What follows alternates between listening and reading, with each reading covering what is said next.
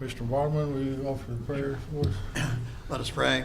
Father, we thank you for the blessings of this day. We thank you for the opportunity we have to do the work for the county. Father, we just pray you be with us as we make decisions. We pray that they be the best for each and every county residents. We also pray for our first responders who are out there on the front lines, Father, protecting our citizens. We just pray you be with them and give them guidance and direction as they perform their duties for the county, and especially give them safety, Father. Again, we're just so thankful for all those here tonight. We pray that we have a good meeting. In Jesus' name we pray. Amen. Let's send the Pledge of Allegiance, please. I pledge allegiance to the flag of the United States of America and to the republic for which it stands, one nation, under God, indivisible, with liberty and justice for all. We've got three minutes to approve. Move we approve the minutes for April 16th. All right. Second. Any discussion? All in favor, aye. Aye. Opposed, no. Move we approve the minutes for April 22nd. Second. Okay, any discussion? All in favor, aye. Aye. Opposed, no. And then that was the budget workshop, and then the minutes for the regular meeting on April 22nd. Second. Any discussion? All in favor, aye. Aye. Opposed, no. All right. Those all carry.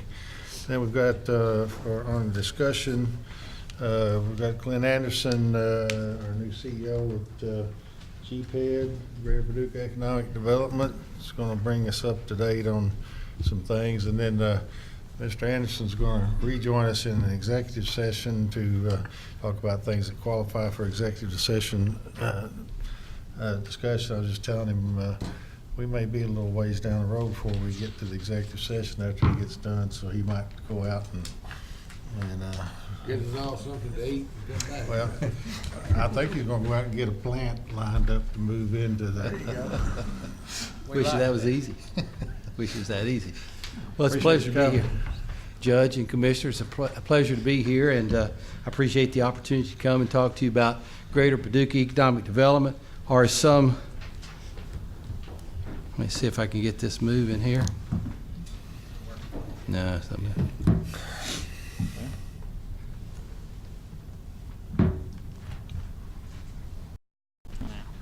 Okay. Or some might say GPED. Look at that! Look at that good-looking fellow there. How they pronounce that. So for those of you that are in the immediate audience, you can see that one. So in any case, I'd like to give you just a little bit of a review for Greater Paducah Economic Development, a little bit of a 10-year review, just a past look before we go forward looking, and the impact on Paducah. When we go back and we look at our records, we see over the last 10 years we've worked with 22 different companies. Some of them have come here, some of them haven't. Some of them have been our own companies in our community that have expanded. But in one way or another, we've worked with or touched 22 different companies in the last 10 years. When we go back and look at our records, we can see 1,000 jobs that were created, new announcement jobs that were created over the last 10 years. And so we're proud of that. And sometimes we forget what has taken place as we are dealing with where we are, where we're going. During that period of time, we saw $100 million in investment made in our community, Paducah, McCracken County, in economic development that we were directly related to. Over the last 7 months, we've looked at challenges and solutions. And in those challenges and solutions, we looked at the challenges. And the challenges, basically, I would say, are GPED can't be all things to all people, spread too thin, going too many different directions, and not being effective for that which we were created to do. So our board also looked at itself and said it was too large, and because of its largeness, it was divided. It wasn't as effective as it could be, and this led to an undefined mission and frustration within our organization, some of our partners, and our investors. So that's what we saw as our challenges as we came through the fall of last year and began to review and look at those challenges this spring. We looked at then solutions. What's the solution to the challenges? We decided it was a redefined mission and structure. And the mission of GPED is this: Greater Paducah Economic Development, GPED, is a public-private partnership that exists to proactively recruit and support companies that provide high-quality, high-paying jobs for our region. In other words, we're out recruiting high-paying, high-quality jobs for our community. We believe that's what our mission is, that's what our focus ought to be, and that's what we refocus our mission to do. Our strategy to accomplish that is to develop opportunities, market the assets that we have in our community, and try to remove constraints to doing either of those to address and be effective in our mission of bringing high-quality, high-paying jobs to the community. Our structure: CEO, working board, investor council, and committees. These were developed under our new bylaws. We're here to serve the community and the stakeholders, to develop opportunities within the community to develop high-quality, high-paying jobs. So you might look at our organizational chart like this one. The working board serving the community to give return on investment, partnering with other organizations to achieve the goal. We established an investor council underneath that board who will be the support to the board and also draw from and appoint or elect our board members. Committees will be established, and then we'll have a CEO and staff that will work directly with that working board. When we look at the working board, I would tell you that it is intended to be a smaller board. There's a total of 11 members on that board, and it's a working board in the sense that there won't be an executive committee. It'll be one board, and there'll be people with talent and time to address the needs of and support the CEO in the recruitment of business to do deals. That's what the purpose of this board is. So talents and time, more time and talent than you would see on another organization, committed to the mission of GPED. The CEO and staff, we're expecting in June to be able to announce a new CEO. We hope to accomplish that. The focus will be on recruiting prime movers. Prime movers is a company or business or an industry that comes into the community that has an effect on all the other businesses in the community. They draw businesses in to support them. They affect and lift up the business for those that are already in our community. They change the status quo. The CEO will develop goals and plans for industry recruitment and expansions, and the board will develop benchmarks for accountability of our CEO and accountability of ourselves to make sure we stay on mission, we stay on point, and we follow the benchmarks that we have to achieve the mission of GPED. The working board is the right team to accomplish our goals. It's more nimble because it's smaller. We can act quicker. We hope to be able to do deals better and quicker. And it's a working board of different talents that come together to support a CEO to be able to do and finish deals when we have the opportunity, or we go out and recruit businesses to our community to be able to do those deals and work with our partners to accomplish the mission of high-quality jobs and high-paying jobs for our community. We created in our bylaws what's called an investor council. We have public and private investors that give money to GPED that helps us to be able to do the mission that we're challenged to do. We're the only ones in the community out recruiting jobs. So the council will do one of several things. It'll be a resource to the working board. The committees that we will establish will be from the council, and the committees can also come from others outside the council or those that are investors. And they will begin starting next year electing the board members to GPED. So they will have the opportunity to put the board together for GPED going forth starting next year and each year thereafter. But that is made up of all of our investors, public and private investors in GPED, which is a public-private partnership. Committees will come from the investor council, they'll come from the community, and they will be a resource for the working board to be able to do the things that are necessary to do to be successful with our mission, but at the same time allowing our CEO to do the recruiting, focus on those things that he needs to do, although being involved with these committees at some point. So those will be established and put together. We have partnerships that we have developed over the last 7 or 8 months, or redeveloped over the last 7 or 8 months, that are local Our local ones are Chamber, our colleges, West Kentucky Community and Technical College, Murray State, the University of Kentucky's Engineering School, our local school systems, K through 12. We developed those partnerships to work together to be able to accomplish the mission in other areas: workforce development, entrepreneurship, pipelines for companies that already are here or that will be coming, that sort of thing. Regional partnerships with economic development groups outside McCracken County, which is the rim around us, or in western Kentucky, if you will. We've developed those, and we want to continue to expand and develop those partnerships, as well as renewing and excelling in our partnership with the state Economic Development Cabinet. All of those are in good places today. We want to continue to grow those partnerships. We have current assets. As you know, we have the triple rail site that we're marketing, and I'll tell you more about that later.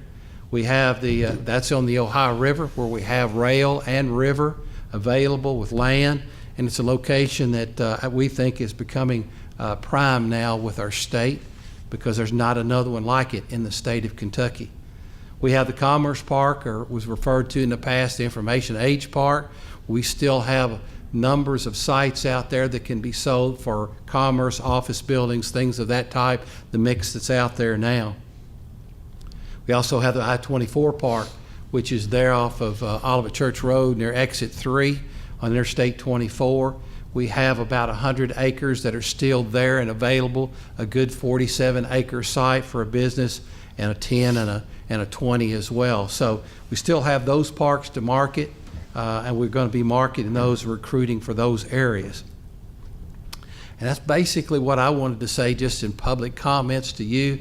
That's who we are, that's where we've been, that's where we intend to go, and we're excited about it. We think we can win in Paducah, McCracken County. We think we can bring jobs, high quality, high paying jobs here, if we stay on point, stay on our focus, which is what we intend to do. So if you have questions of me, I'd be glad to answer those. But I want to give you an overview of where we've been and where we're going. Anything? Well, I'd just like to commend you for your efforts on and I know Jonas is here and the judge worked on it, the smaller board. I think that was a critical piece of what you've done in the last 7 months, and I appreciate the work that you've done to convince that board to become smaller. The Investor Council, I assume there's going to be a minimum investment to be on the Investor Council? Minimum investment for an investor to be able to vote for board members would be $1,000 minimum investment. And so you can give less and you can be an investor and be a part of ours, but to participate and vote and be a part of the council, it would be a minimum of $1,000 investment. Okay, so once you give the $1,000, you get a vote. What if you give $20,000? Do you get 20 votes, or do you still get one vote? You still get one vote. If you represent this XYZ entity, then you get a vote for that entity. You know, and I also want to say one of the things that I experienced when we talked to the outgoing commissioners, one of their complaints is that they really had no information. They learned about economic development from the paper, and you've been so helpful, at least to me, and I suspect to all of us. And it's my understanding you're interested in a commitment of coming at least 3 or 4 times a year to give us this talk and to give a talk to the public, and I appreciate that. Well, I appreciate that. We want to work with our partners, and you're our partner as well as the city of Paducah, as a part of the public-private partnership. We made a commitment as we were redeveloping ourselves, refocusing who we are and how we're going to execute. We made a commitment to both the judge executive and the mayor that we were coming to both the fiscal court and the commission a minimum of quarterly, so a minimum of 4 times a year. When there are action items that we want to bring to your attention, then we will come more often than that. But that's our commitment. That's what we said we were going to do. And we've made the changes, as you said, from a large board to a small board. We restructured, and now we want to execute and do the things we said we were going to do. It sounded like generally we're kind of short on product, though. We're down to basically 100 acres in the I-24. Do you generally feel that we have a need for more product and that we need more space dedicated for economic and development? I do, and I have been saying to our board as the interim president and CEO that we need more product. If we sell our triple rail site, for example, then we're out of product on the Ohio River. There might be some land in and around that area that could be utilized, but nothing officially available that we can list and market and advertise, either go recruit for ourselves directly or through the Cabinet for Economic Development. We have a small parcel in the I-24 park, and so other than that, those are the only industrial sites. So yes, I think we're going to be looking at how we develop more product, and product is industrial park or land to be used and developed for industrial sites. Thank you. Thank you, Jeff. Thank you. I too would like to say how much I appreciate the work you've done. I think all of us had meetings with different members of the board, of your board, and I think you took to heart what our comments were, and I know you heard a lot of other comments. And I think your reorganization is something that probably could have been done, maybe looking back. It's always easy to look back, but it probably should have been done earlier. I think the focus is more focused on getting out and really retaining and recruiting those jobs. I like in your mission statement, you mentioned the region. You didn't just mention Paducah and McCracken County, because I think anything that happens within a 50 to 75 to 100 mile radius of here is going to help Paducah and it helps the residents of the entire area. We have to take down those barriers that exist between cities and counties and work as one, and I think it's going to work out well. The only discouraging thing I heard is you had contact with 22 companies in 10 years. It should be 22 companies every year, and I know that might be difficult to do, but I think that's good. I think the relationship with the state has greatly improved over the last 6 or 7 months, and in the conversations I've had with people in the governor's office and economic development. They're really singing the praises of the changes that are made, and I think they really will be focused on trying to help the region. The governor was here last week, and he mentioned efforts are being made to recruit down here, and he's engaged, maybe not down in the weeds, but he's engaged from at least a 5,000 foot level. So I think a lot of positive things are happening. I like your structure of the smaller board, the investment council, and the committees. You can get a lot of people involved, but they're not going to be involved in a way to bog down the progress that's made. And I think all of us on the fiscal court are committed to do anything that we can to help. And anytime you need to bring us in to make contact and all, and I think we're all going to join we're all have always been part of your team, but I think it's going to work well, all the changes you proposed. And appreciate your cooperation. A couple of things you and I are dealing with, and hope we can get those things worked out. I appreciate that. I appreciate the word that you use, team, because I think we are a team, a public-private partnership or private investors, along with the county fiscal court, along with the city government. And if we work as a team, along with that group, with our colleges, with the chamber, I think we can win, and it is team, because we're competing against 1,000 other communities across the United States. And as we compete with a team and one voice, we can win. We've got assets, we've got location, we've got all the things that we need to be successful. And once we get the right product and right mix, working as a team with a little patience, I think we'll get there. And you're right, 22 is not enough. That's not what we want to be about, and that's part of our reflection back through the last 15 years or so. We said we didn't like what we saw. We thought we could do better. And so rather than being a basket catching a lot of other things we were asked to do in the past, we said we want to go back to the focus of recruiting. We'll help our companies that are here to expand when they need that, and we'll help others with retention and work with our companies to keep that relationship. But as a team, we can compete and we can win. And I think that's what's important. I think it's important too that you're going to come and report to the county and the city on at least a quarterly basis, and that will help accountability that really hasn't existed from all sides. From our side, we should have probably worked harder on accountability on the economic development, and they should have worked harder to communicate with us. So I think that's a very positive sign. And again, I think accountability is what will keep things focused and make things happen. We agree. Internal as well as external accountability. We want to have that both inside our organization and who we are, what we say we're going to do, make sure we follow that with good benchmarking. And we want to be able to come back to the community that supports us, our investors, and say, you know, we exist for return on investment. That's the purpose. It's not philanthropy. We want to be sure we give a return on investment all things being equal in an economy that will allow for that, that's who we want to be, that's what we want to do, and that's what we want to execute to do. And we want to be able to stand at different times and have you guys celebrate wins. And so we're looking toward those. As far as the region, we have developed our regional relationships in the last 7 or 8 months. We value those. We want to be regional. We know that the things that happen across a county line affect us in a positive way too, or vice versa. So we want to be regional. We want to support our neighbors. We want to compete, but we also want to support and root for those in our surrounding counties. And so that's what it takes if we're going to compete in Western Kentucky with other areas. And that's who we want to be. And we've told them that we want to be good partners, good regional collaborators, and work together. And I think we've established that relationship to do that. We want to continue with that and expand those as we can. Thank you. Anything else? Thank you. Thank you, sir. Thank you, appreciate it. All right, then we have Jonas Niehoff with Partake in Paducah to present a bit.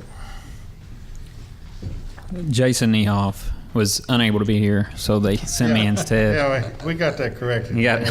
Jason, he's a really good-looking fellow. Yeah, they we sent got a Jonas. second-rate Niehoff. That's it.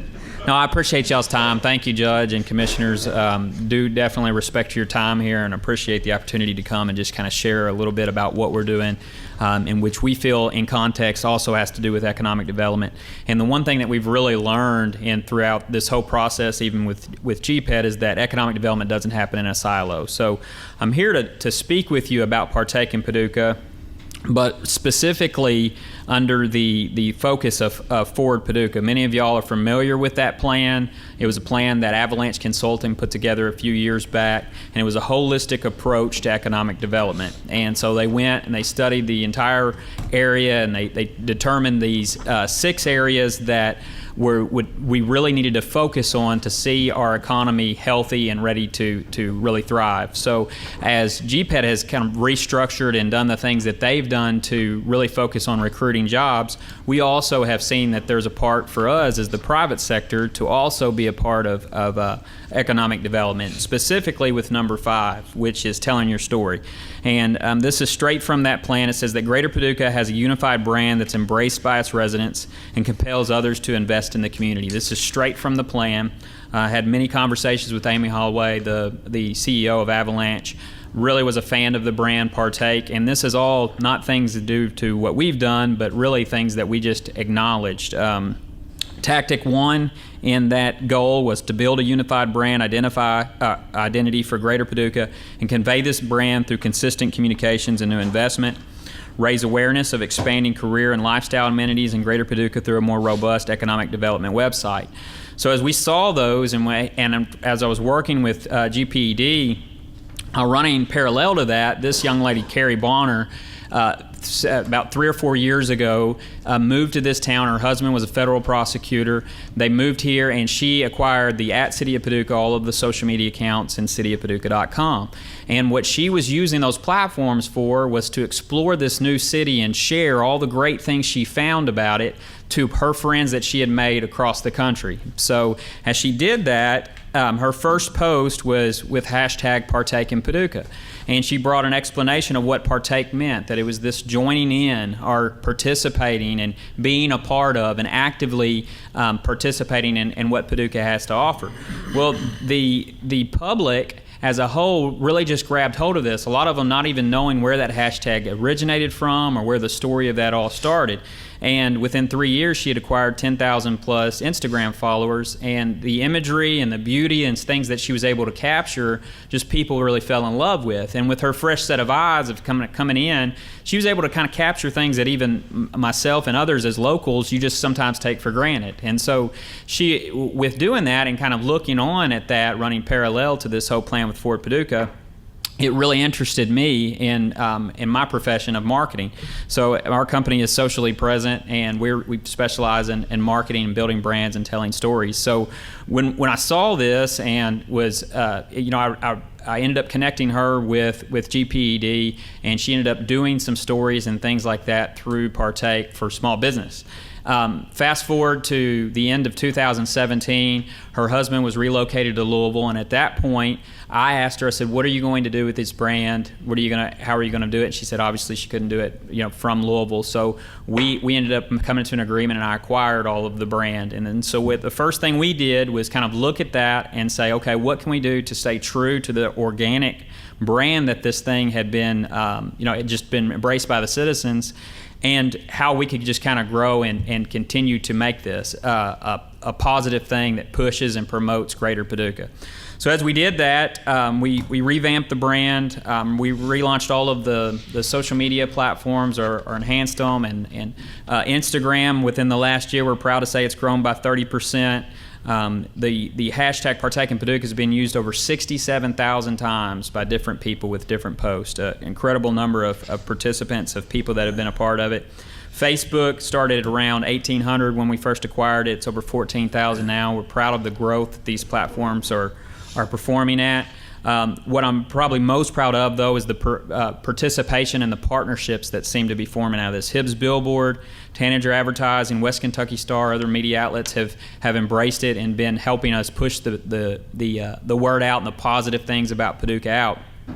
Hibbs has it set up to where every time we post to Instagram, within 3 minutes, it'll go up to their billboard as well. So I can literally take a picture of you all right now with my cell phone, and it'll be on the billboard in 3 minutes. I have no idea why they would trust me with that, but they did. So anyway, the website, we've launched that, all positive news, all positive stories. We just released a story on Noble Park, another, just jewel of our community that a lot of times is underappreciated by us as locals, 135-acre green space.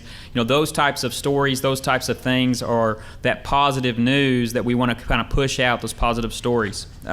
We were able to bring on our leader here and captain, the director, Brad James, and at Q&A, I would love to have him come up and share, but he's actually a Tillman graduate, went on to Murray, had his master's in organizational communication, came back and really fell in love with this brand and has been a real key in the leadership of it. This last year, as we've kind of looked at what and how this platform can be used, we really refined our mission to two things. That we believe that this exists to share the stories of the past and to shape the stories of the future. And what I mean by that is we have a responsibility, I feel like, every generation to share and capture and document the stories of the past. When I watch documentaries, I love documentaries. I love seeing history, love seeing the stories of a community come together. But because of, I think, really what I do, a lot of times I'm looking and thinking, who's on the other side of that camera? Who captured that famous image? Who captured that video? And the reality is that imagery and that footage exists because someone was conscious enough to stop in the moment and capture what was going on around them in society. And because of that, now they are forever part of the story. So there's a great desire for me, and it's an honor for me to think that one day my kids or my grandkids may be seeing footage or photography and things that we helped capture and document of this is what Paducah was like in 2019. So we're proud and hope that continues to be what we're able to do. As far as the future, how it shapes the stories of the future, we believe it's a platform of influence. Social media is a tool that we can be used to influence, to change culture, to bring about change, and specifically in this context, economic development. And with job creation. So the goal that we are launching, and this started within the last 12 months, or actually over 12 months ago, it was that we wanted to be a tool, another arm of creating jobs. So when we say job creation, that's really an equation that takes two things. You create positions, and then you have to fill those positions. And so right now, I sit with companies all the time that cannot find good help and cannot find people to fill some of the positions that we have. I've met with the recruiters at both hospitals. It's a struggle for them to bring people to this community because they have to sell them on two things. One, they have to sell them on the position and the company itself, and then second, they have to sell them on the community. So in order for us to really be able to claim that we created jobs, there's two things that have to happen. We have to bring those jobs, and then we have to fill those positions. And so as GPED is narrowed its focus and really focusing on recruiting that prime mover and recruiting industry, which we believe they're going to be very successful at, we at Partake are focused on workforce recruitment. So we've looked at a plan to promote. We're actually actively running ads with this new real estate campaign to surrounding areas to try to really kind of focus and market and drive population growth. That's what we want to see, and we want to have this mechanism so that when that big company announces, we have a tool that can fill those jobs and those positions and get the people to the community. So how we're doing that is we've narrowed it down to 4 main areas that we're focusing on this year. That's live, eat, shop, play, which is real estate, restaurants, retail, and recreation. The first quarter, proud to announce that we got the real estate segment of that all taken and live on the website. That consists of a compelling argument of why living in Paducah. It has 8 video features of communities throughout Paducah and McCracken County, of kind of taking areas like Lone Oak, Reedland, downtown, all the different areas, and doing a little more in-depth focus of what Paducah has to offer in those communities. We have 25 realtors that have signed on as city guides to help be that person that we connect these other human beings with, that they can kind of stay connected. Proud of all of to be partners with all these, and these are prime movers in our areas. They're go-getters, and we're really proud to have them as part of our team. All of this has happened because of partners, and that's really where I'm here to talk with you all about. Within the first year, we went and we really focused heavily on private sector, and we've been able to keep this. And the goal of this is by no means a profitable venture. This has been a very taxing, passionate venture that we want to be able to do, but it's not been a profitable venture. But the funding that these people have been able to provide has been able to hire Brad James on as director and be able to kind of keep this thing going. And the goal with this is that this outlives us, that it's not just something that if we end up moving or one of us go or whatever, that it continues on, it continues to be a voice. So we're grateful for all these partners. But the challenge that we're running into with this is that as we've leaned heavy on the private sector support, people, of course, want return on their investment. They want sponsorships, and they want to kind of have their name. And we want to be true to the original organic brand of this, and I think that there's a certain level of financial support you can get through the private sector, but it becomes to a place to where it starts to become a little commercialized, and that's not what this is about. This isn't about trying to push ads and push things out. It's about being a tool that promotes the best of Paducah. So we feel like the best solution for that is to look for public partnerships, for organizations that see and believe in this, that see this as an opportunity to push and promote Paducah, that believe population growth and these things are important, that can help kind of level the balance of the budget that we have and what we're trying to accomplish.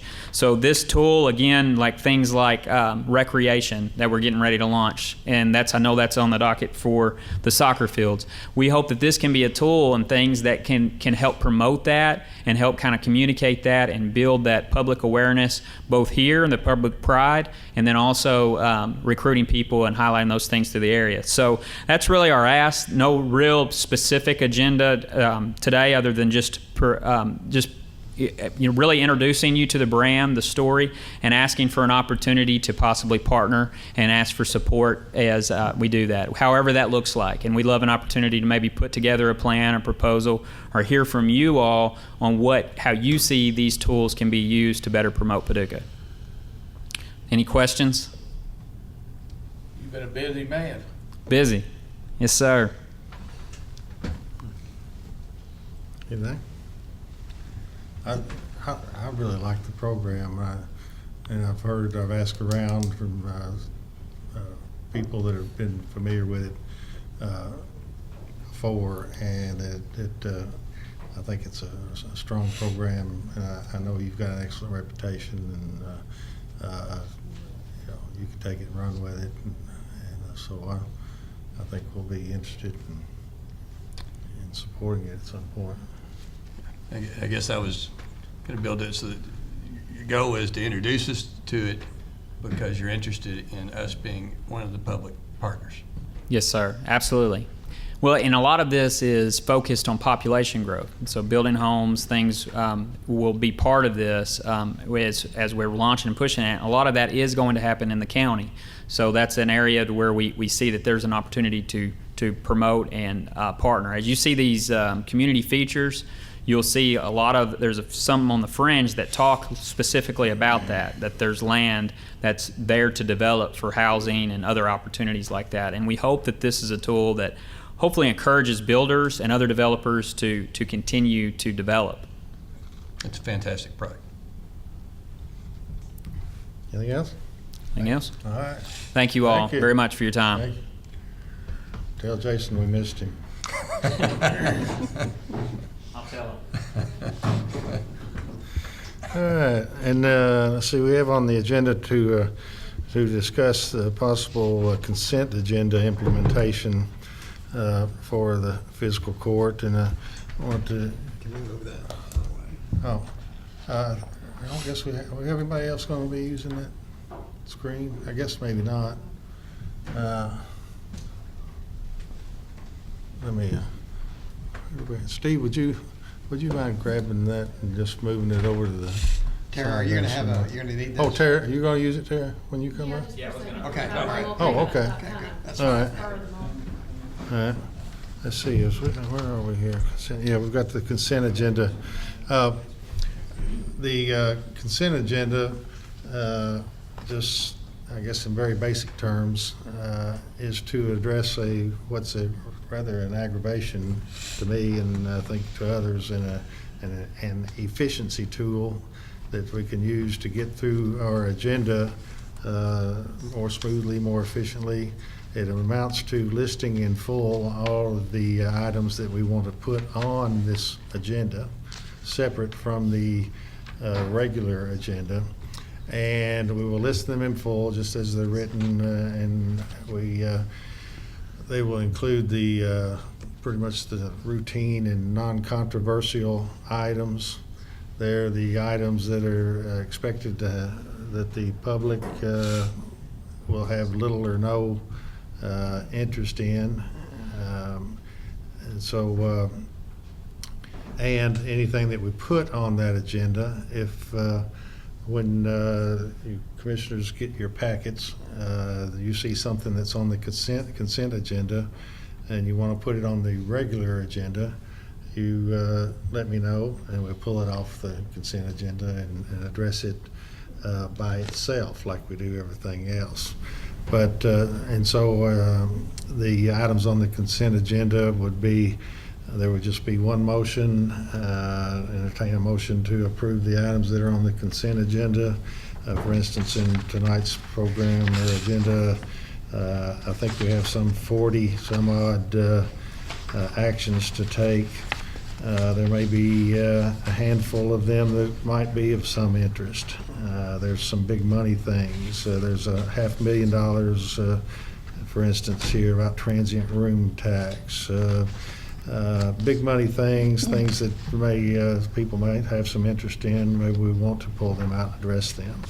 But if not, if it's on the consent agenda, we would entertain the motion to grant all the items that are on the consent agenda, have one vote, and it be done. And so in that 30 seconds that we address those items, that takes care of all those, rather than going through, for instance, tonight, as we will do since we've not yet introduced a consent agenda, we'll go through 43 various items, including, I think I saw something where we're going to pay somebody $12 for something. And I don't think that's riveting anything that the people in the public would have an interest in. So that's essentially what it amounts to. What do you think? I'm all about it. Every month we vote to give the county clerk $50 for coming. Then she gives it back to us in the fee voting. I mean, there are lots of things that we need the time to discuss, and I think this will help us free up to do that. So as I understand it, any one commissioner could say, I'd like that not to be on the consent agenda. Right. And we just take it off and address it by itself. Sure you don't want to do this tonight, so I don't have to read all this?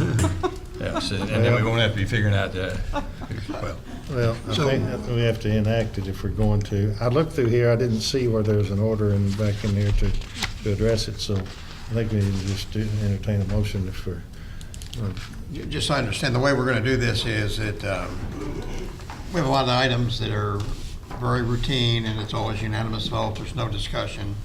For example, routine employment matters, where somebody resigns, somebody else is hired for a regular inline position, like deputy jailers and stuff, they would be on the consent agenda, right? right. And we would have a list that say, item A on the consent agenda is employment, and what we get will list, and what the press gets and the public gets will list all those, is that right? Yeah, just, So we can look at it. just, I think, I envision, I think we haven't gotten down in the weeds too deep on it, but I envision it would just be, for instance, starting at the bottom of page 1 of our agenda tonight with A and going all the way through WW, which, let's see, 26 letters in the alphabet, W, or through RR rather it is, so that's like 40 some odd, 44 or so items that are on this agenda that we will ask for a motion, vote on it, and on each individual thing, but with the consent agenda, we just put them all together. And so the only difference really would be when we do the consent agenda, if we approve that manner of operation, is there'd be a title consent agenda, and A through WW or whatever I said, RR, would all be on there. I think that probably a couple of things that are on tonight we might not put on. I would reserve the discretion to be able to say, well, for instance, here's a $500,000 that we're transferring from the transient room tax. That might be of interest to the public. Maybe I would not put that on the consent agenda because it's likely, some people may have some interest in that. Maybe big money things, maybe something that's not just routine, not just we feel certain that there'd be no discussion, no opposition. They would go on the consent agenda. I mean, I think it'll work well if it's, as long as it's the routine items. For example, if we're going to award a contract for something, even though it might be a routine contract, would that be separate or would that be in a consent agenda? Yeah, I think it'd be separate. Okay. so like the last 18 things we will vote on tonight have to do with deputy jailers. Those could all be on the Yeah. consent agenda. Ones that quit or were fired or were given or hired. Or hired, yeah. But the important thing, and of course, I've learned to anticipate criticism, and so the important thing to know is that we're not trying to hide anything. It'll all go out. It'll be posted on the front door. If anybody wants to read this riveting stuff on the front door about there, it goes to the media, and it'll all be printed out. We just won't go through and read each one, and we won't stop and take a vote on each item. It'll be like a package deal. It's like a fire sale at the auction. Do we need a motion to allow you to? Let me ask you another question. For Okay. example, I mean, I think I understand what we're doing. For example, if we're taking bids for for new vehicles for the road department, when we receive and file those bids, they could be on the consent agenda, but when we award the bids, they would be separate. Either way, Because in a way, that's, awarding the bid, that's not something that's done every month. It's Right. done periodically, but. right. Yeah, I mean, I think it would, and we can we feel our way along. If we see that there's certain things that there's some interest in, we hold them out from the consent agenda. But, I mean, and I've not kept a stopwatch. I don't know how long it takes to get through 40 whatever of these items. Probably somewhere 30, 40 minutes. And it's just a waste of time, in my opinion, particularly when everybody knows what it is. And so, Yeah, I think we can kind of start it and see how it goes and yep. and Mike, make some adjustments as we go to put things in or take them out, or Yep. I don't see any kind of downside. Might improve our TV ratings too. Yeah, yeah. Steve Doolittle reminded me that at one time, the fiscal court approved every bill that's paid individually. If we had to do that, we'd be here till tomorrow morning, because I mean, sometimes it's $7 to repair a tire, and Yeah. so. And with a roll call vote, I think. Yeah, yeah. So, We don't get paid by the hour, do we? I don't. I think it's fine. I'm all about it. Do you need a motion for it, or you Yes. just on our consent? Yeah, let's do a motion. I move that we implement a policy for the consent agenda and All right. and begin to utilize that process. There's a second. Any discussion further? All in favor, aye. Aye. Opposed, no. All right, we're good then. And then we got Tara Cobb here to report on the soccer numbers for the county. Good evening. Oh, Ms. Cobb, How are you all? good. I'm Tara Cobb, and I'm here to represent our youth soccer in our area. I'm on the McCracken County Soccer Board, the McCracken County Youth Soccer Association Board. I've been a member for about a year and a half and coached soccer with this group for about 7 years. Kind of here too to represent, I've got two people that I want to introduce that they're going to do they have some more concrete number information on several programs that are available here in Paducah for kids to play soccer. I've got two kids that play soccer, and Brian Stewart, he's our president back here, he had invited me to ask, and a group asked me to join the board, so we're located at the McCracken County Soccer Complex, and there's some issues there that we all would like to address and fix and see some changes. And so I first want to introduce Lynn King. She's our soccer mom representation here. She's got some information that she wants to discuss too. So. All right. And I will start with this little video we have here, if I Okay. can pull it up. Thank you so much. Can you see it? Everywhere. You're the best. I know what I'm going to without you. And happy Mother's Day. Thank you for just being my best friend and always taking me everywhere I need to go for soccer and everything else. Love you. Happy Mother's Day, Mom. And happy Mother's Day, Mom. Thank you for being my mom and helping me out through all the hard times. Yeah. Mom, love you. Happy Mother's Day. Happy Mother's Day, Mom. Love you. You're the best. Happy Mother's Day, Mom. Thank you for always driving me everywhere and supporting me. Love you. Happy Mother's Day. I love you. Thank you. Thank you for everything you've done for me. I love Mother's Day. Thank you for everything. Happy Mother's Day. Thank you for everything.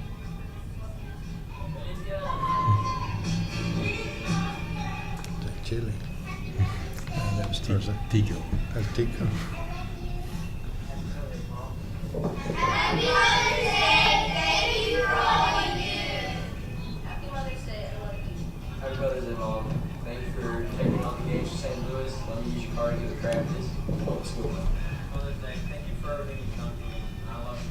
Mother's Day, thank you for taking me to all my practices. Without you, I would be nothing. Happy Mother's Day, Mom. Thank you for cooking me food, for taking me everywhere, for taking me stuff when I forget it, like all the time. So just thank you for everything. Happy Mother's Day, Mom. Thank you for being so patient with me and taking me everywhere I need to go, supporting me in everything I do. Happy Mother's Day. We love you. Happy Mother's Day. I hadn't seen this, so I didn't know how long it was. So, my name is Lynn King, and I'm a soccer mom. I never dreamed I'd be a soccer mom. My husband and I have never played a game of soccer.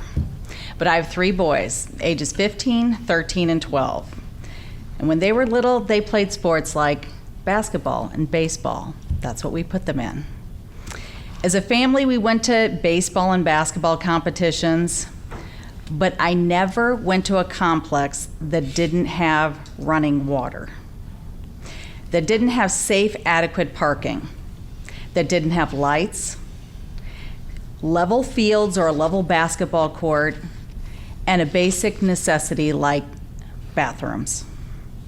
All three of my boys were introduced to soccer through the McCracken County Recreation Program, and they loved it. So much that they didn't want to play baseball, and only one still plays basketball. Instead, they wanted to play competitive soccer. Some of the travel soccer tournaments are where they also play baseball. All the places have bathrooms, running water, a parking lot, and level soccer fields. With most of the newer soccer fields, they're turf. So can you imagine holding an event, a baseball tournament or a basketball event without bathrooms?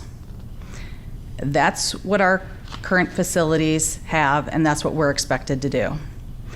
The McCracken County soccer fields are an embarrassment to this community. Draftonville has better facilities. Murray, Metropolis, all have better facilities. This past Saturday, we were out of town, so all three of my boys could play soccer games. And in fact, the past 14 weekends, we have been out of town for soccer 13 of those weekends. Just one, we were here. The one weekend we were here, our soccer club had planned a Pumas Day event with 55 teams. It's a one-day event because we don't have the facilities to host a two-day tournament. But even despite our facilities, we were going to bring over 1,000 people to Paducah. It rained a slow, steady rain like this past weekend, which of course made our fields unplayable. I was lining the fields the day before and literally had to walk around the puddles. And when I say puddles, I don't mean a small puddle, I mean inches deep, 10 feet wide. It collects because it's on the landfill, it settles, it's going to create puddles. If we had turf fields or level fields with a pitch, we could have had the event. We could have multiple tournaments every year. We could have more places to practice. In the past month, my kids have practiced at probably 5 different locations because there isn't enough space, there aren't enough fields for them to practice consistently, and so we are juggled around from field to field. We need more fields. I mentioned we were out of town on Saturday. It had been raining there. Matter of fact, in that area, there'd been a lot of flooding, but we still played. Fields were turf, so when we finished, I asked my son if he liked playing in the rain. He said it was great. I had a lot of fun. They can play in the rain, and that's what we want them to do, is continue to have that exercise. Just like the rest of the country, soccer continues to grow in McCracken County and will continue to gain popularity. We have increased the size of our soccer club despite our facilities, and we practice because our kids want to play soccer. When my middle son started in our club, our Pumas football club, he was in 1st grade. He's now in 8th grade. When he started, there were 3 teams. Now we have 16 competitive teams. In just 7 years, that's how much we've grown.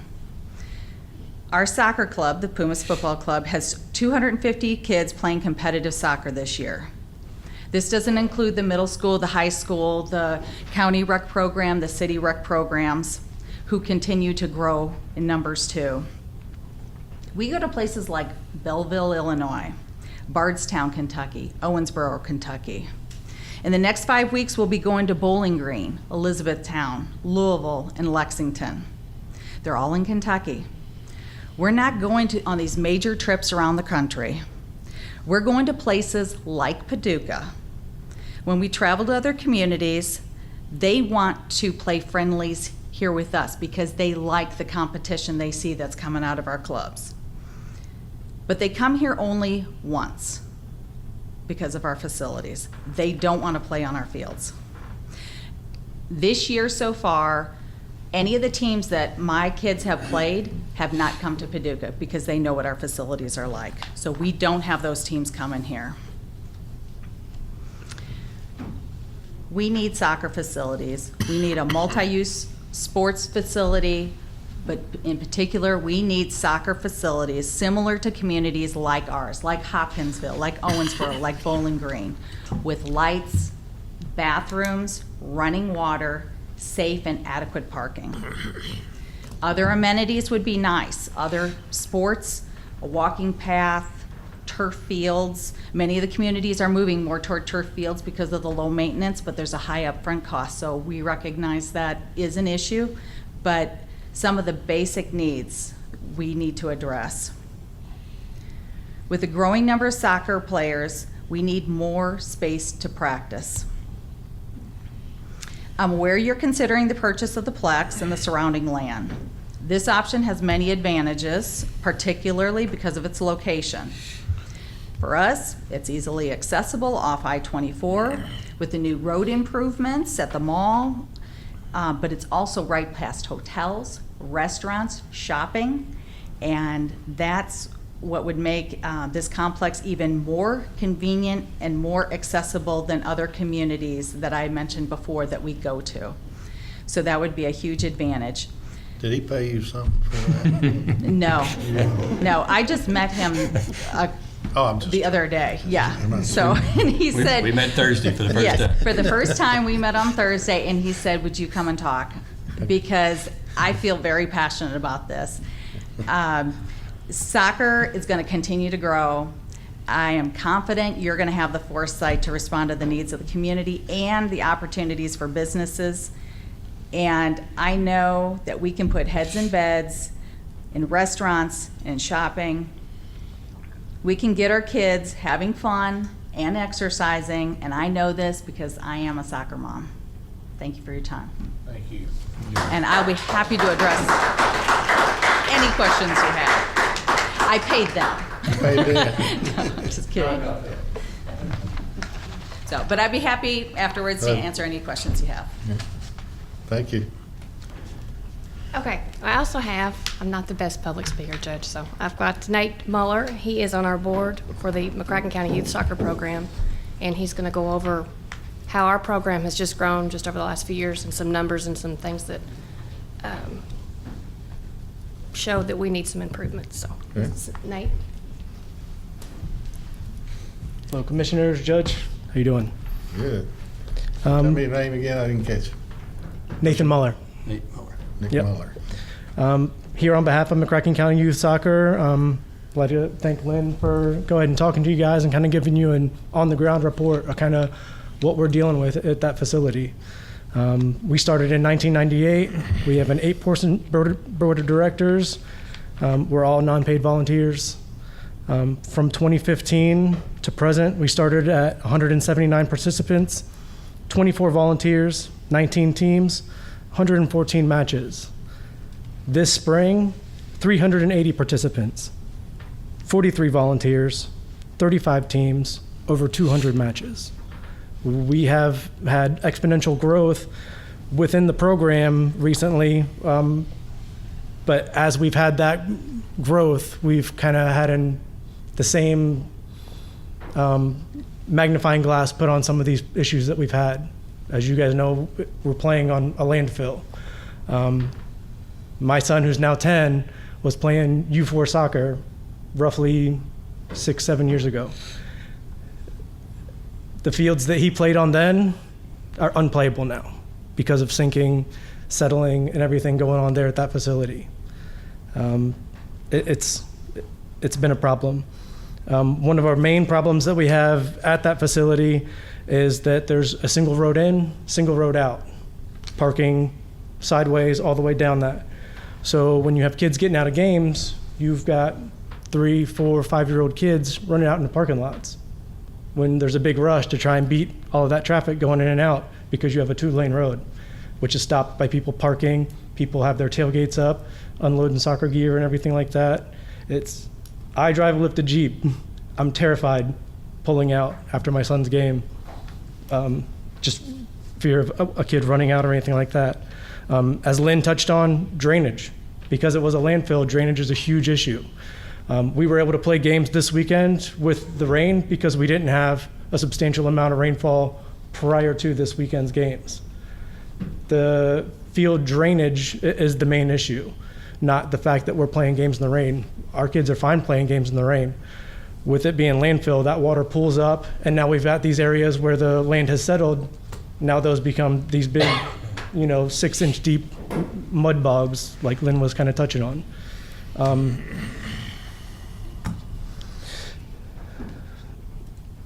As she said, when compared to other local parks and programs, we have some of the strongest numbers, even though we have some of the worst facilities. Our goal is to continue to grow the program the way we have in the past 5 years. With increased participants come exponential increase in these problems/issues. The Sportsplex, we fully endorse the proposal to repurpose the Sportsplex as a multi-use sports park for our region. As doing it as a multi-use sports park, you don't just have to pigeonhole it as a soccer complex. For outdoor facilities, you have soccer, baseball, softball. I don't know if you guys are familiar with travel ball. It's huge in baseball. It has grown substantially. And you have families like Lynn, not just soccer parents, baseball parents, football parents. The 7-on-7 leagues are huge right now because you have parents that are afraid to put their kids in contact football, so they're moving more to these flag football leagues and 7-on-7 drills and stuff like that, where they travel and do the same type thing. Indoor facilities can be used for flag football, which they already are now, and that can be expanded upon because that's one of the fastest growing sports along with 7-on-7 football in any kind of youth sports right now. Soccer and batting cages indoors. We can use Owensboro as an example for what Paducah can do. Owensboro is one of those hub cities with smaller outlying counties around it. Owensboro built a multi-use sports park and has seen significant revenue stream from being able to use those fields, not just directly bringing money in by tournament fees or anything like that, but the indirect trickle-down effect of restaurants, retail stores. After they get done with that 7 o'clock game, they don't want to just hurry back to the hotel or anything like that. Usually they give their kid a snack before the game and they're hungry. The whole family's going out to eat to celebrate. In a day and age where it becomes increasingly difficult to get kids off the couch and away from video games, McCracken County Youth Soccer fully endorses the county either repurpose the Plex or consider a ground-up construction project that gives our kids in McCracken County the sports facilities they deserve and that matches the reputation of our county.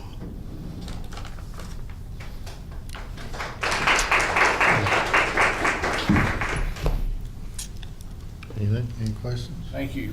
I think we've got some other things on the agenda later that will be related to that. Thank you, Nick. Thank you.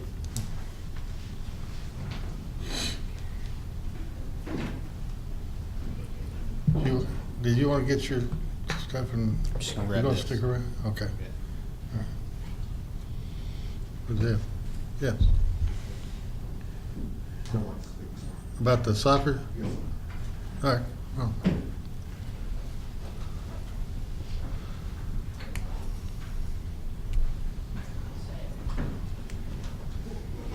Judge, Commissioners, Sean Maxey. I'm not affiliated with soccer or anything like that. I don't disagree with anything they had to say about that. My concern here is that as a taxpayer and looking at spending $500 or $5 million plus on a facility that is going to cost much more than that.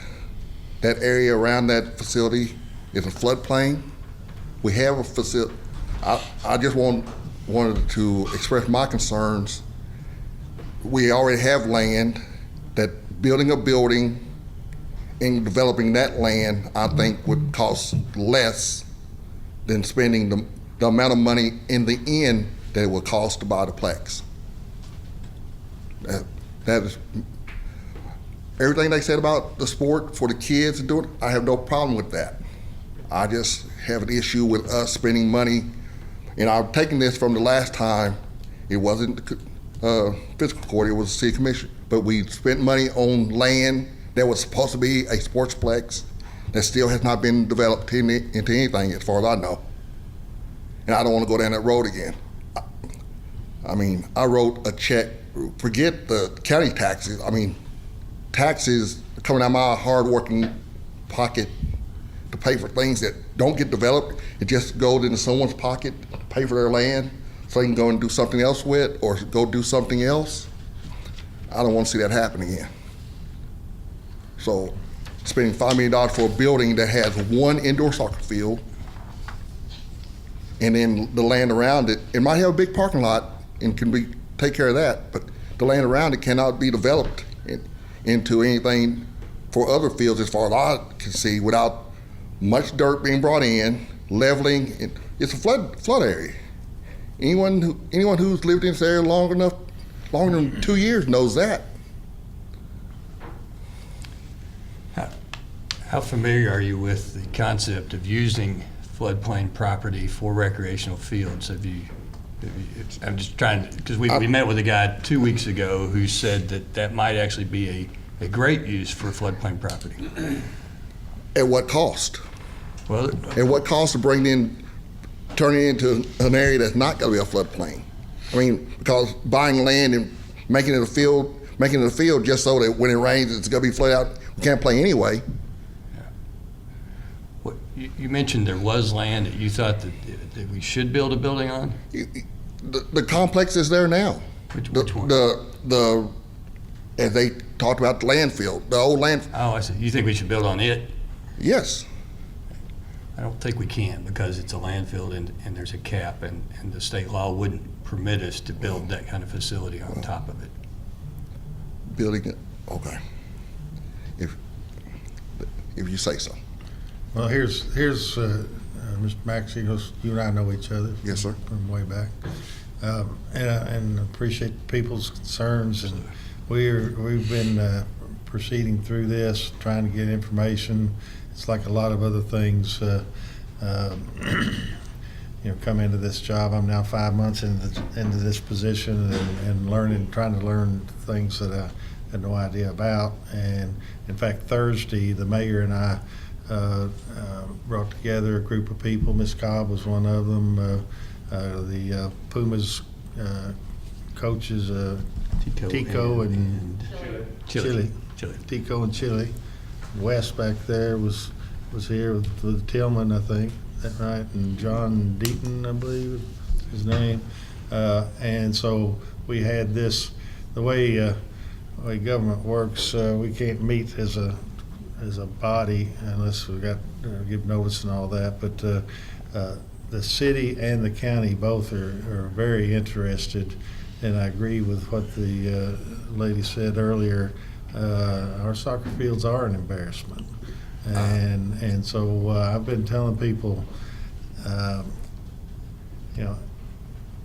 this is a pretty substantial size county, and we've got people who want to see their children have at least adequate facilities to play and to enjoy their community, and we don't have that. I don't so disagree. we're all trying to figure. We each have different ideas. We're trying to learn from other people, learning from you what your thoughts are, learning from them. There are other pieces of property. Talked with the mayor again today. I meet with the mayor weekly, if not more than that. And we talk about various things and what the prospects are. There's Jaton Field out here. There's some land out in another area out Benton Road that we've looked at. There's land around McCracken County High School, which is of course close to the sportsplex.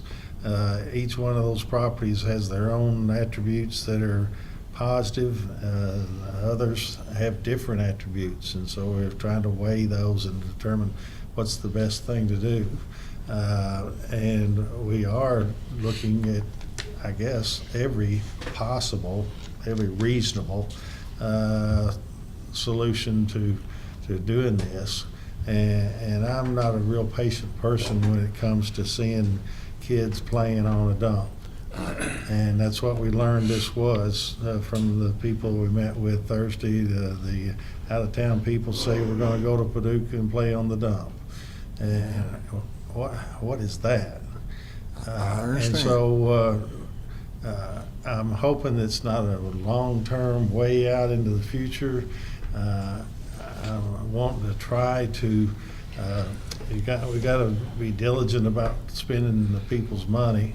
We got to make sure as best we can that what we're spending is for, it's a good expenditure. It has what we need. There might be others that are maybe just as suitable, but we got to pull the trigger at some point and say this is it. We're going with it. At what point we do that, I'm not sure yet, but in the meantime, kids are playing on the dump. And so we all have good intentions. We're all, I think, on board with trying to provide the best facilities that we can. And I'm telling people everywhere I go, I like to start out thinking big. And if we see we can't finance, we can't borrow, we can't do whatever we need to do to acquire a really high-level facility, a nice complex. And one thing we're looking at too is, do all these fields need to be in one place? Can there be some, I have a concern about, as I think the rest of us do, we've got some kids that are in inner city here, they might not be able to get out to the sportsplex or to the high school or to maybe even the field or somewhere else. And so maybe we need to work out something about transportation for kids and that sort of thing. But we're looking at everything and going every which way, and at some point we'll make a decision on what we think is the best thing. And I to do. appreciate that. And like I said, I don't disagree with any the things that you said, some of the things. And real quick bit of history. You talk about a dump. Do y'all know that Roy Stewart Stadium is built on a former dump? Which stadium? Roy Stewart Stadium, Murray State University, if I remember correctly. It's built on it. Yeah. So, Well, just a bit of information. Thank you for your time. all right, thank you. You got something else? I wanted to comment too, there's been a lot of recreation complexes built on former landfills, but the landfills have been capped and maintained in a different manner than what this one has been. So there's nothing wrong with that if it's maintained, if it's been set up right, but this one really hasn't worked real well. Also wanted to say that the need for a recreation complex in this community has been a bullet item in political campaigns for probably the last 25 years. Everybody in a political campaign says that recreation and baseball fields and softball fields and soccer fields are important to the community, but then once people take office, it seems to fall down on the priority list. I'm pleased that this fiscal court and the city commission have made it a priority. We've had a couple of meetings already, joint meetings where we've discussed recreation. I think we're going to have another one soon to continue discussion of recreation.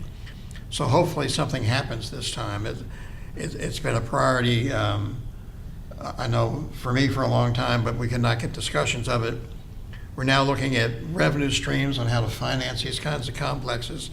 I'm not sure we need to spend $25 or $30 million like Elizabethtown did in the complex they built. It's a very nice complex, but I think we can do a lot for a lot less money. Again, that's a very nice complex, but I don't think we can afford anything like that. So I really am hopeful something's going to happen this time. We are going to get it done. I know we've needed a baseball complex. My grandson started playing baseball when he was 5 years old, and he's now been out of college for 3 years, and we still don't have a baseball complex here. Somebody mentioned travel ball, and we travel a lot. We went to Cincinnati and to Mississippi and St. Louis to go to baseball tournaments, but we couldn't have any here because we didn't have the facilities. And the same is now true with soccer and softball. So I'm hopeful that if you people continue to come to our meetings and continue to bug us and continue to bug the city commission, we need to have a cooperative effort. The city can't do it alone, and the county can't do it alone. We have to come to agreements on exactly what we need to do, and it's got to be, all sides have to be open to discussion and give and take a little bit, and I hope that that can happen. Anything else? I have one word. All right. It's a pizza man.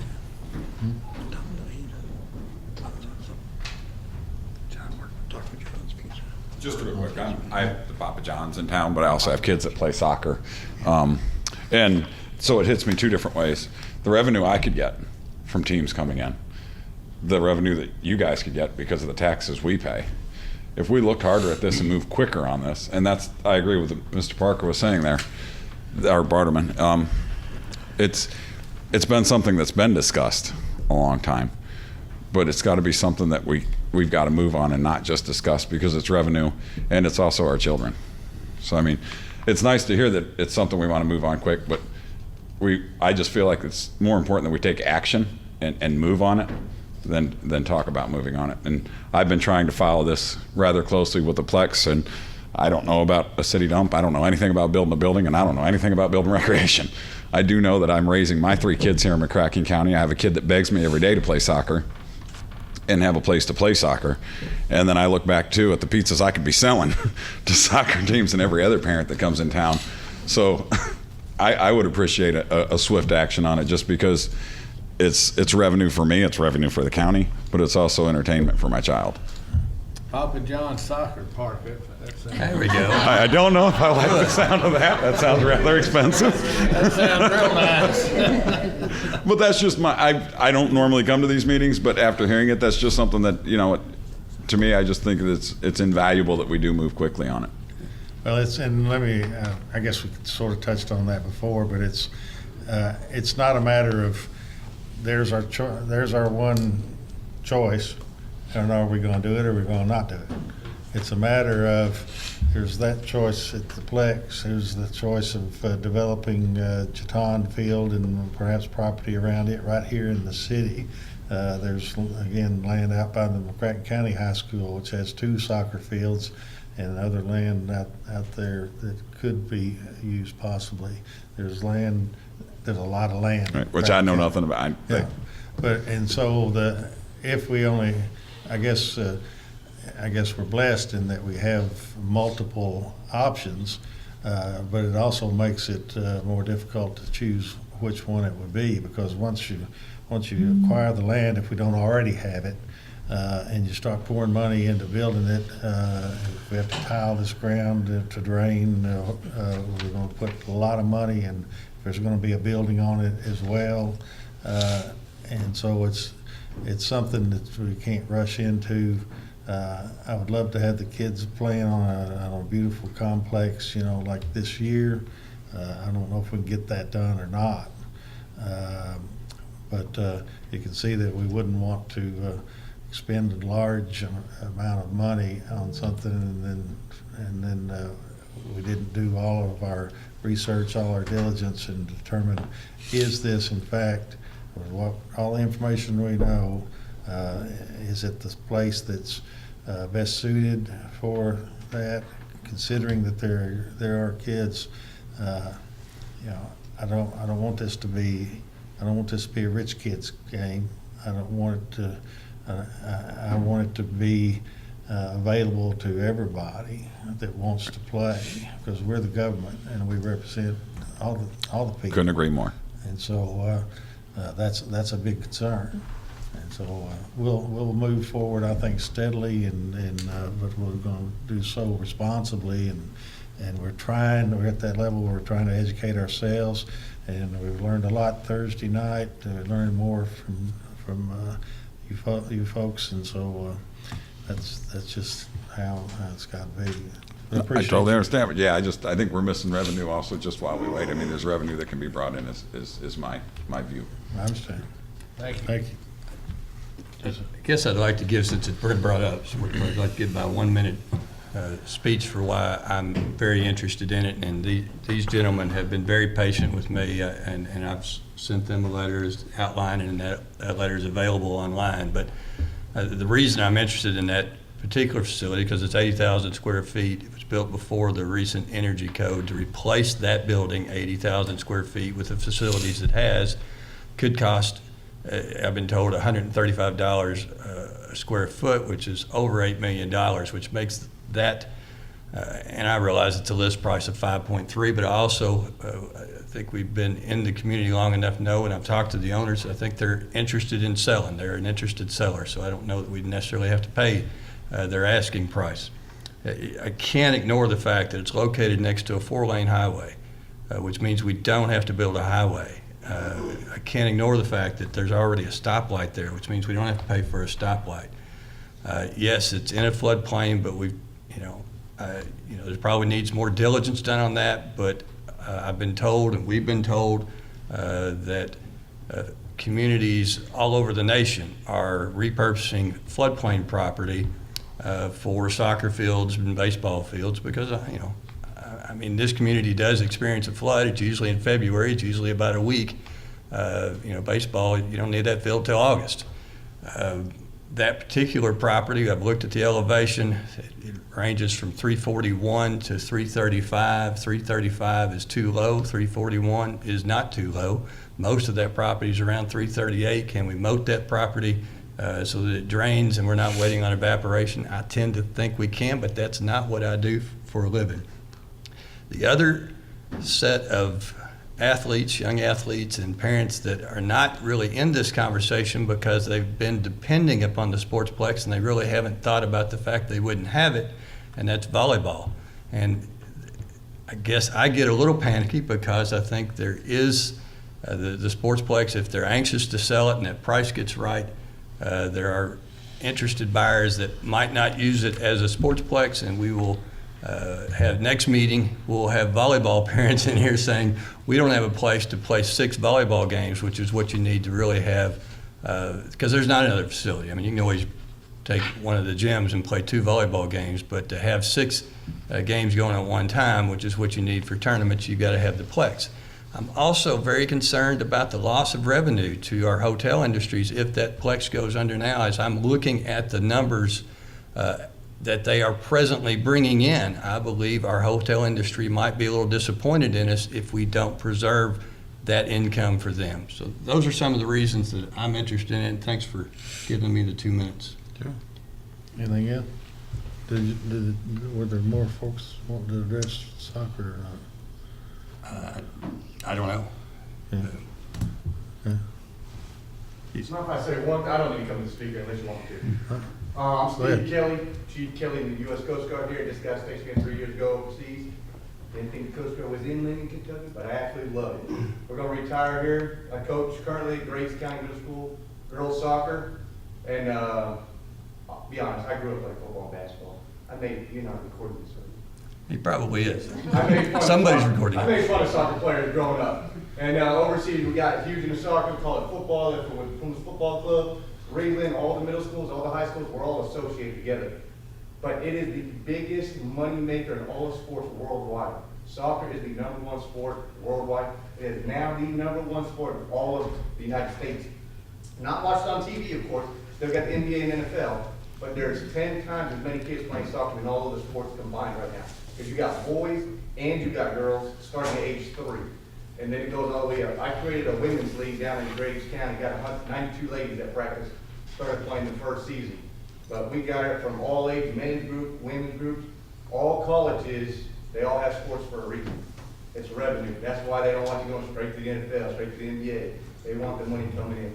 That's all I want to say. I love this area, but I think soccer is huge, and I'm tired of spending all my money everywhere else. All I was doing is try. I just said Elizabethtown. Granted, I would love to have that complex, but it's probably very expensive. But sports blitz would be, we have to figure out the floodplains, but all your ideas, what you just said, I completely agree 100%. I'm glad I could come here. I'm missing a championship game right now in Marshall County for our Graves County boys about to win it tonight, just to come here and represent the Pumas of soccer. But I just want to say thank you for your time. I appreciate it. All right. Thank you. I'd like to add a couple things. My name is Matt Worth. I'm with the Pumas Club as well. A couple of the points that you guys were talking about, I think having the city and the county working together is a great idea. I think it's going to take that. And I agree 100% having the fields kind of spread throughout the area, both Paducah and the county, is a good idea. We play in the St. Louis League right now. We play games between Belleville, Illinois, and St. Charles, Missouri, and all in between.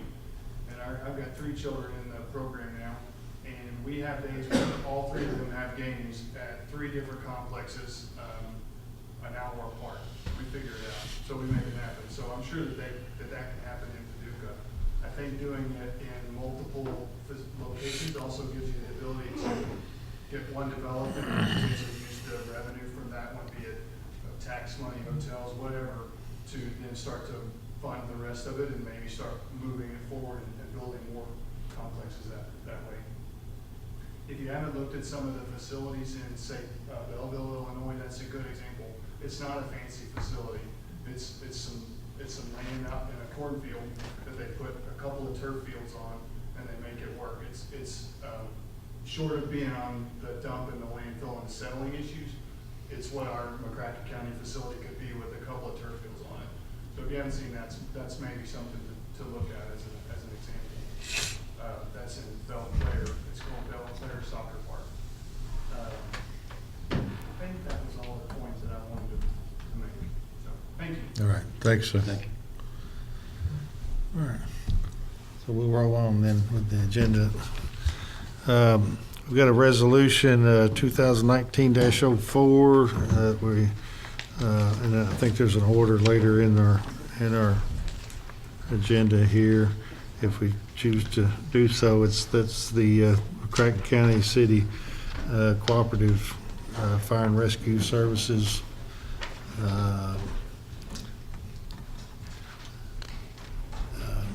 And again, I think I have a note here that says there's an order in here later, so It's court order U.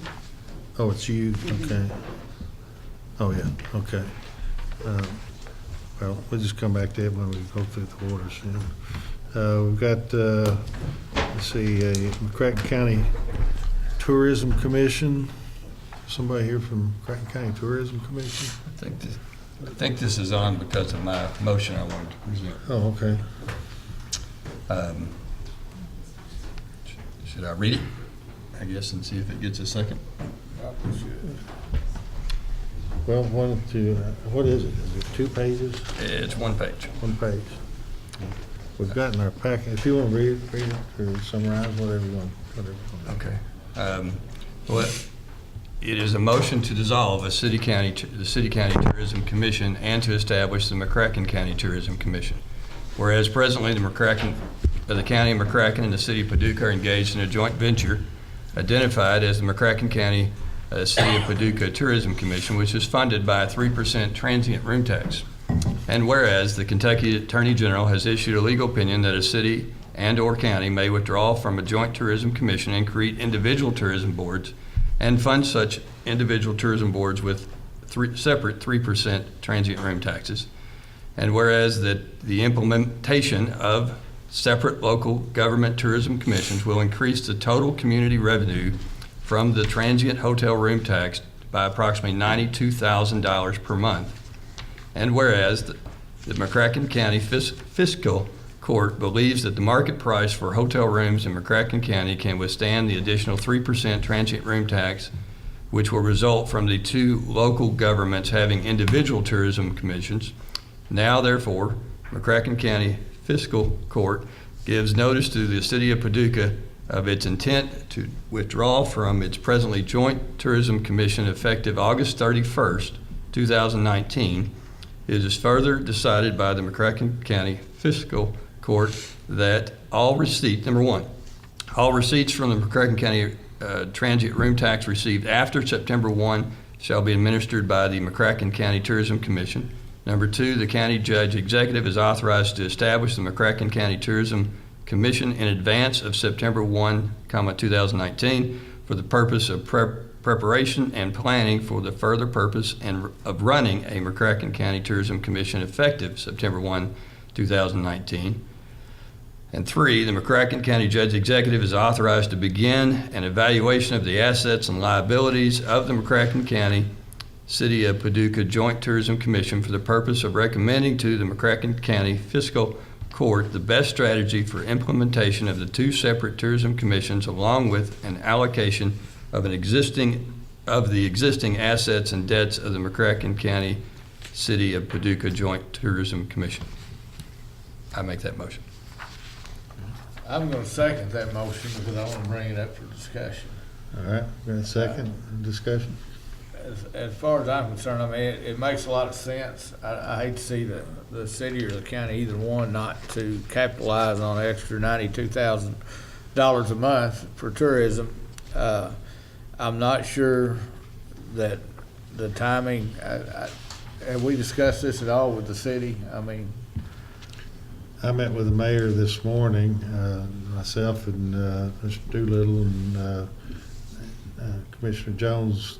You were there for kind of the second half of it, and so and Mary Hammond with Convention and Visitor Bureau was there. We met for, gosh, I don't know, good hour, maybe hour and a half or so, and so I don't know if they know that this motion was going to be made this evening or not. But we did have the discussion. I think that they understand and believe that, I hate to say, what I think other people understand, but we've put the information out there. And I'll say that I think it's something we're very, very likely to do. My only not my only concern, but the main concern I have right now is sometimes you can take a really good idea that you want to get done, and you can jump on it a little too quick when people are not quite ready. You can scare people. You can get criticism, believe it or not.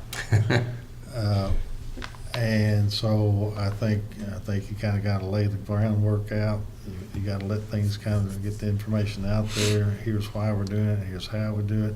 And that's one thing that I think we don't know just yet is how we actually put the meat on these bones of this whole thing, and how it's going to play out, and whether it's going to be who's going to run it, who's going to be on the commission.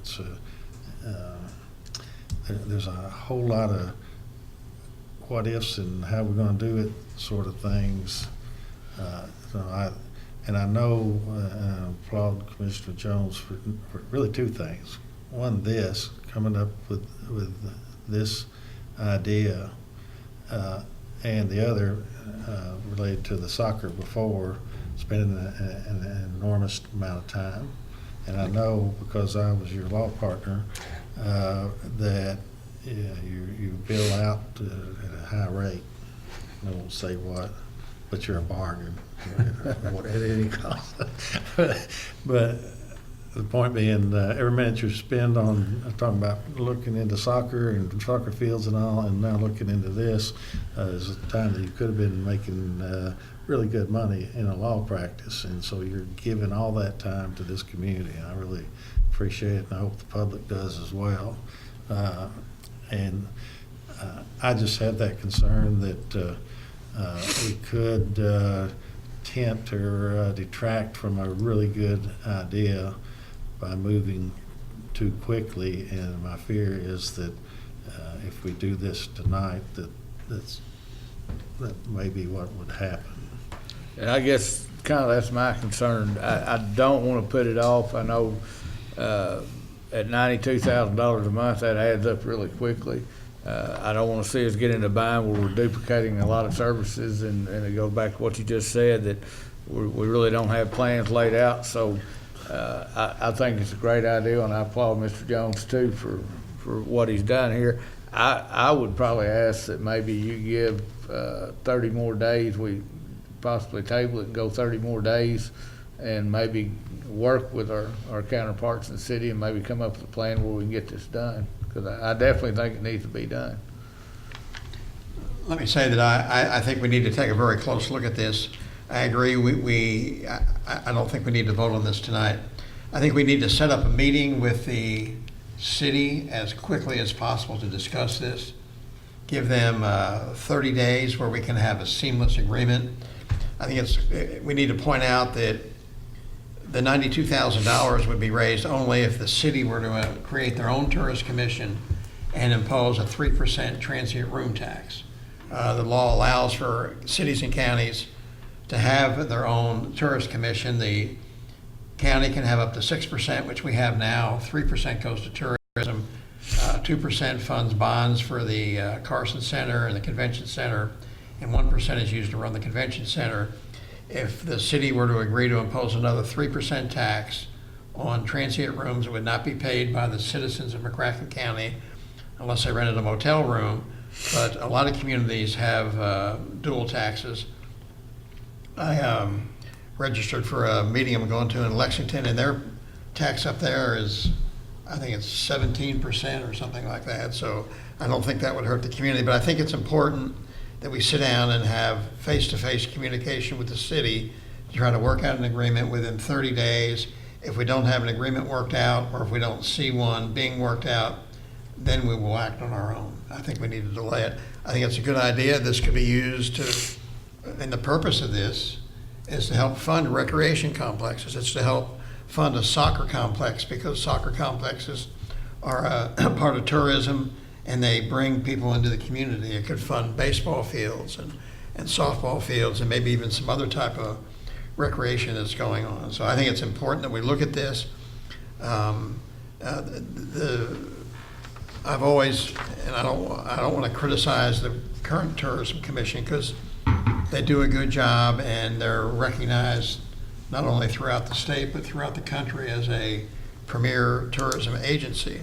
But I think we need to have another revenue stream to help fund some things that are going to benefit the community more directly than what are being benefited now. The UNESCO designation is an important designation and gives us recognition throughout the world, really. But we need to have a revenue stream to help fund some things that will benefit the community directly, the 1,000 kids that participate in soccer and baseball and softball and volleyball. I think it's important that we look at it. And I'd like to move that we table this motion for 30 days and schedule a meeting with the city as quickly as we can, a joint meeting where we can have public discussion of this and have further discussion. But my motion is to delay a vote and table this for 30 days. Can I just add some comment before we discuss the tabling? Let's see, we have a second first. We've got a motion on the floor to vote on this right now. Do you want to? Yeah, I guess I'd just like to make some comments on that, and then I won't oppose your motion to table.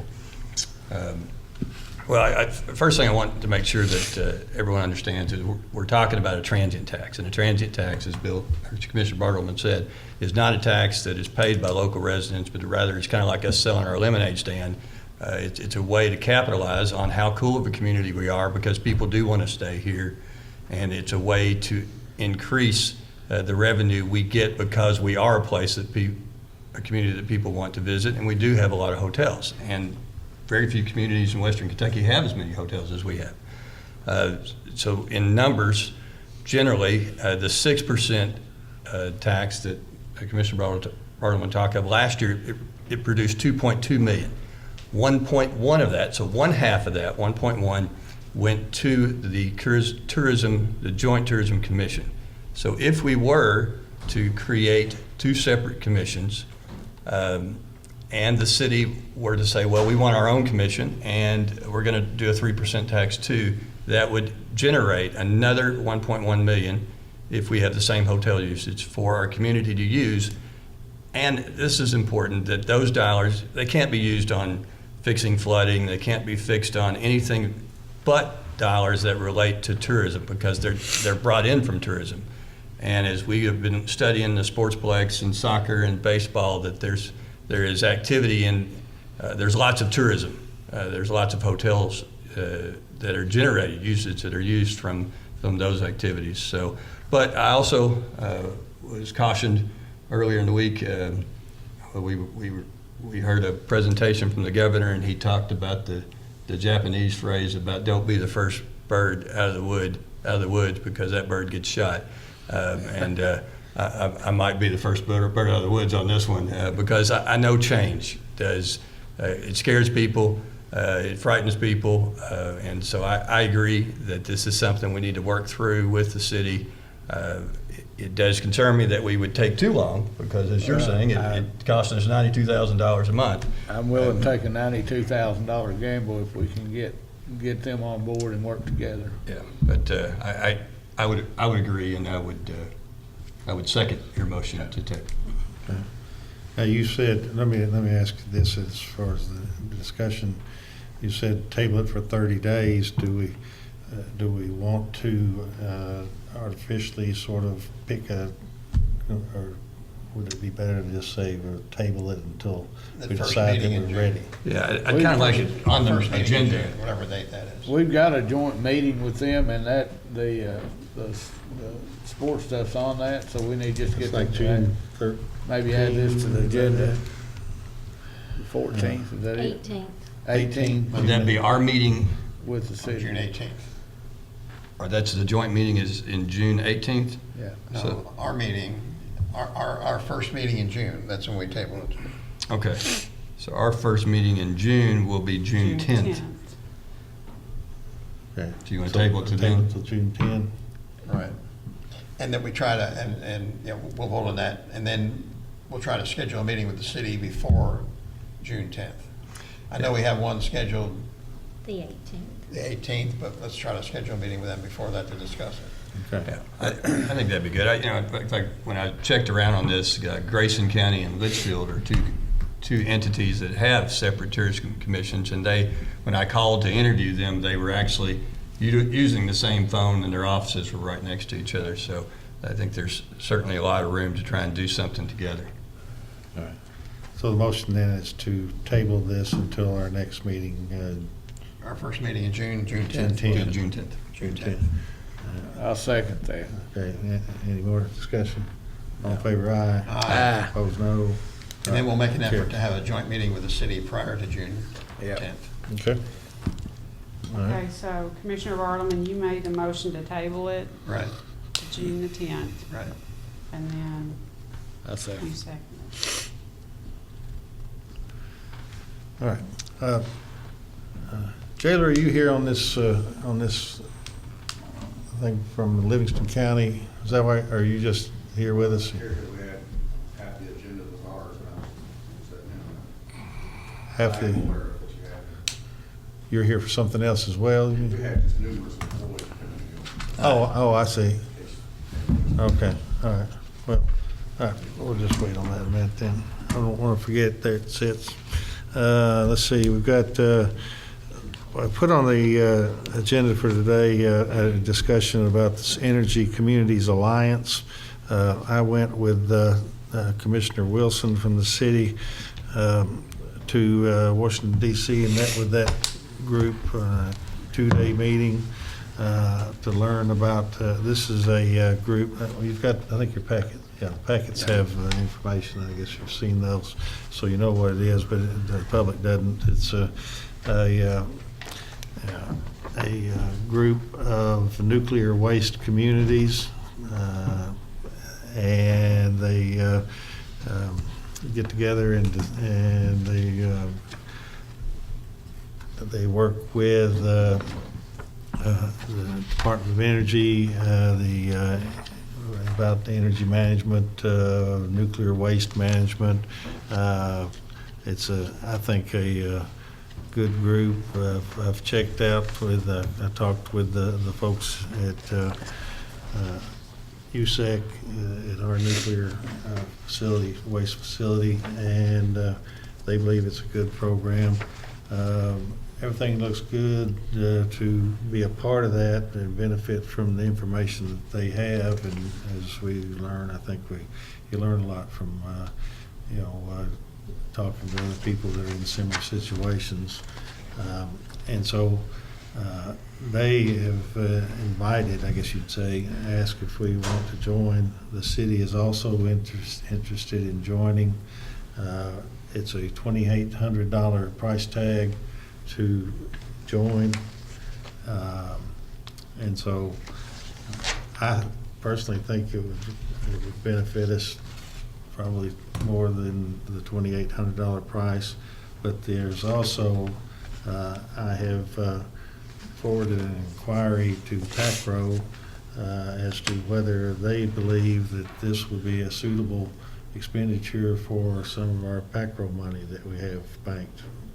And I think that it probably would be. I didn't get any response really one way or another, whether it's a yes or no, but we could put in a request, and I guess the action that I would suggest we do maybe is to go forward with seeing if PACRO would pay for the membership, or if we feel confident enough after reading the material and discussing or whatever, if we believe that we would spend our own money if PACRO does not pony up with the price tag. Is PACRO a member of it already? I don't know, I'm not sure about that. Well, this came up once before on the fiscal court about 3 years ago. And at that time, either Greater Paducah Economic Development, is Greater Paducah Economic Development a member of this organization, you know?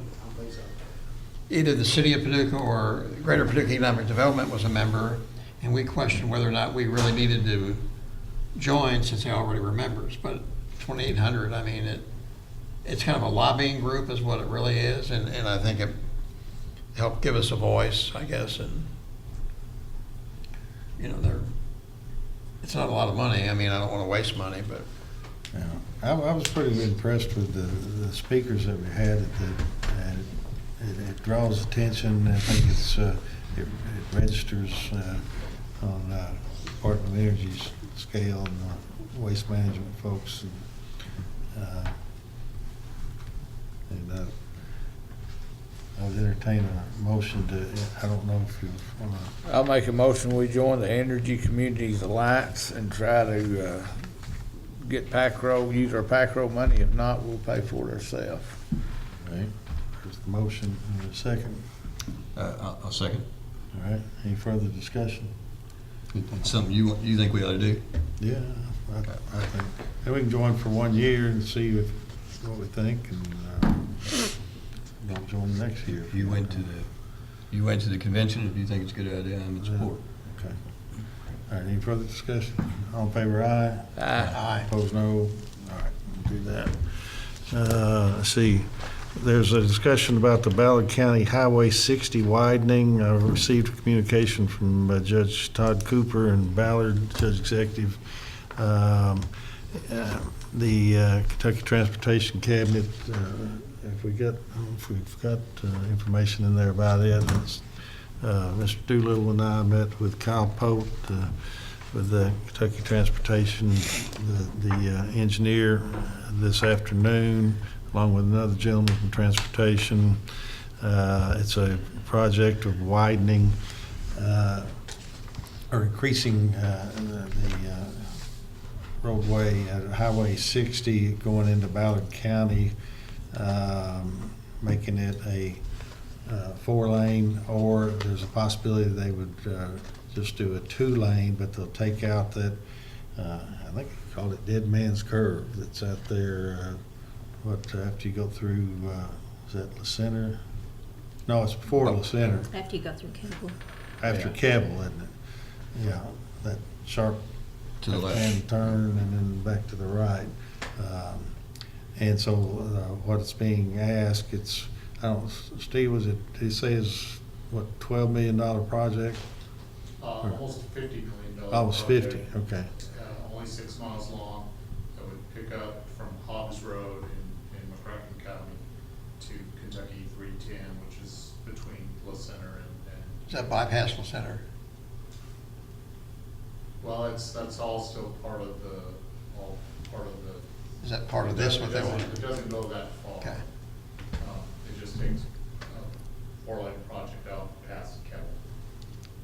What we're being asked to do is to lend support to the point that we would, not now, but at some point, be willing to contribute $250,000 toward the $50 million project in order to, that would be our cost of a grant to do that. And Ballard County would do $250, we do $250.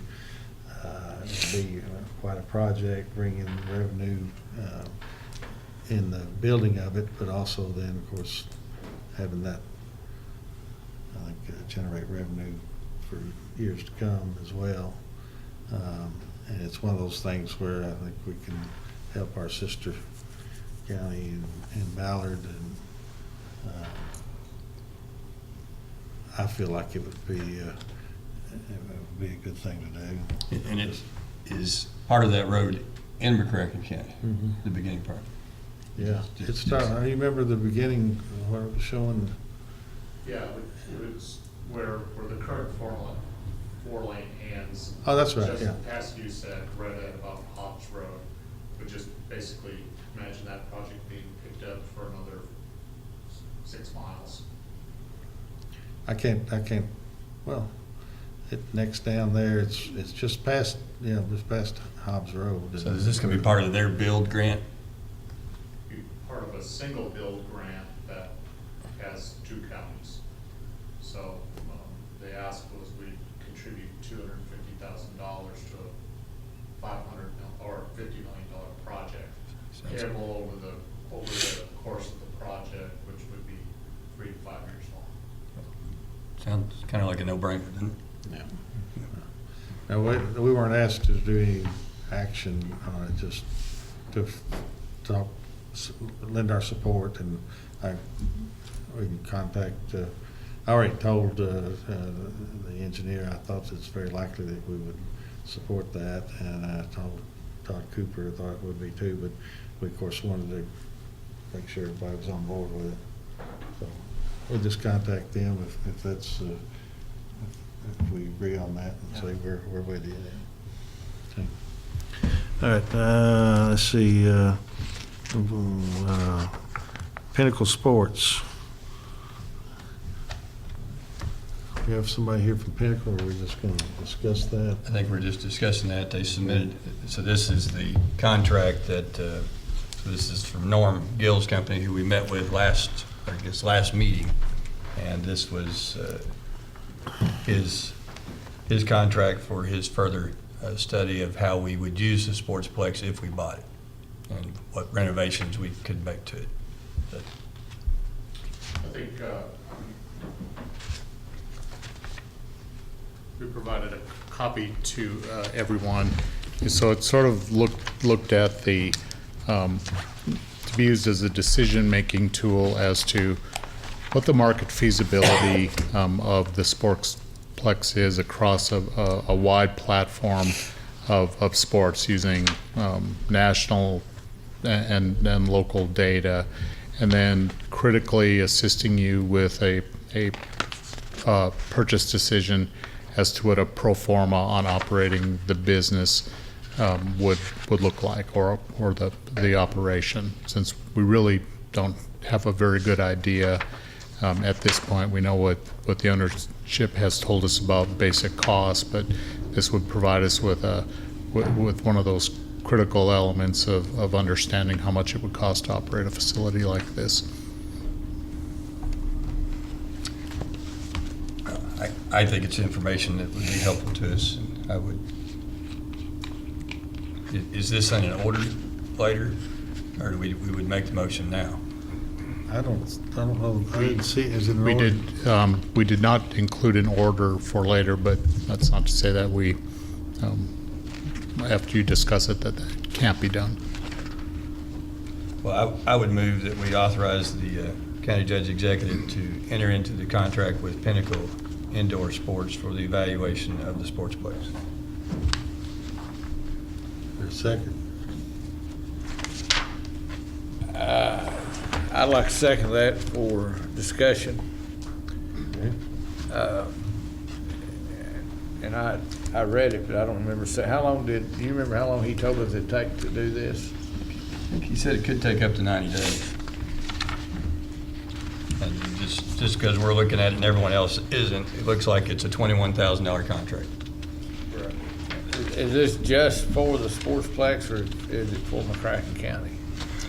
If I compare it to what he did for the Hopkinsville area, they didn't actually have a particular building at that time. They were trying to decide whether to build any building, and it was for the area. But I think he does plan on, because he came down, he visited this building, I think he would have some specific suggestions as to both this building and to what income could be generated with this building and this site. I would like to have one that would tell us about McCracken County. Because I know when we met with him in executive session, I guess we can say a little bit about that, but it was whether or not where we're at would withstand another place built like what's in Elizabethtown or what's in South Haven, Mississippi. You know, I would like to know those things before we go out and buy a sportsplex or even start building ball fields or what have you. I think that gives us some guidance on whether or not we're building for travel teams or local people, or a little of both, or what we're doing. So I think the answer is yes.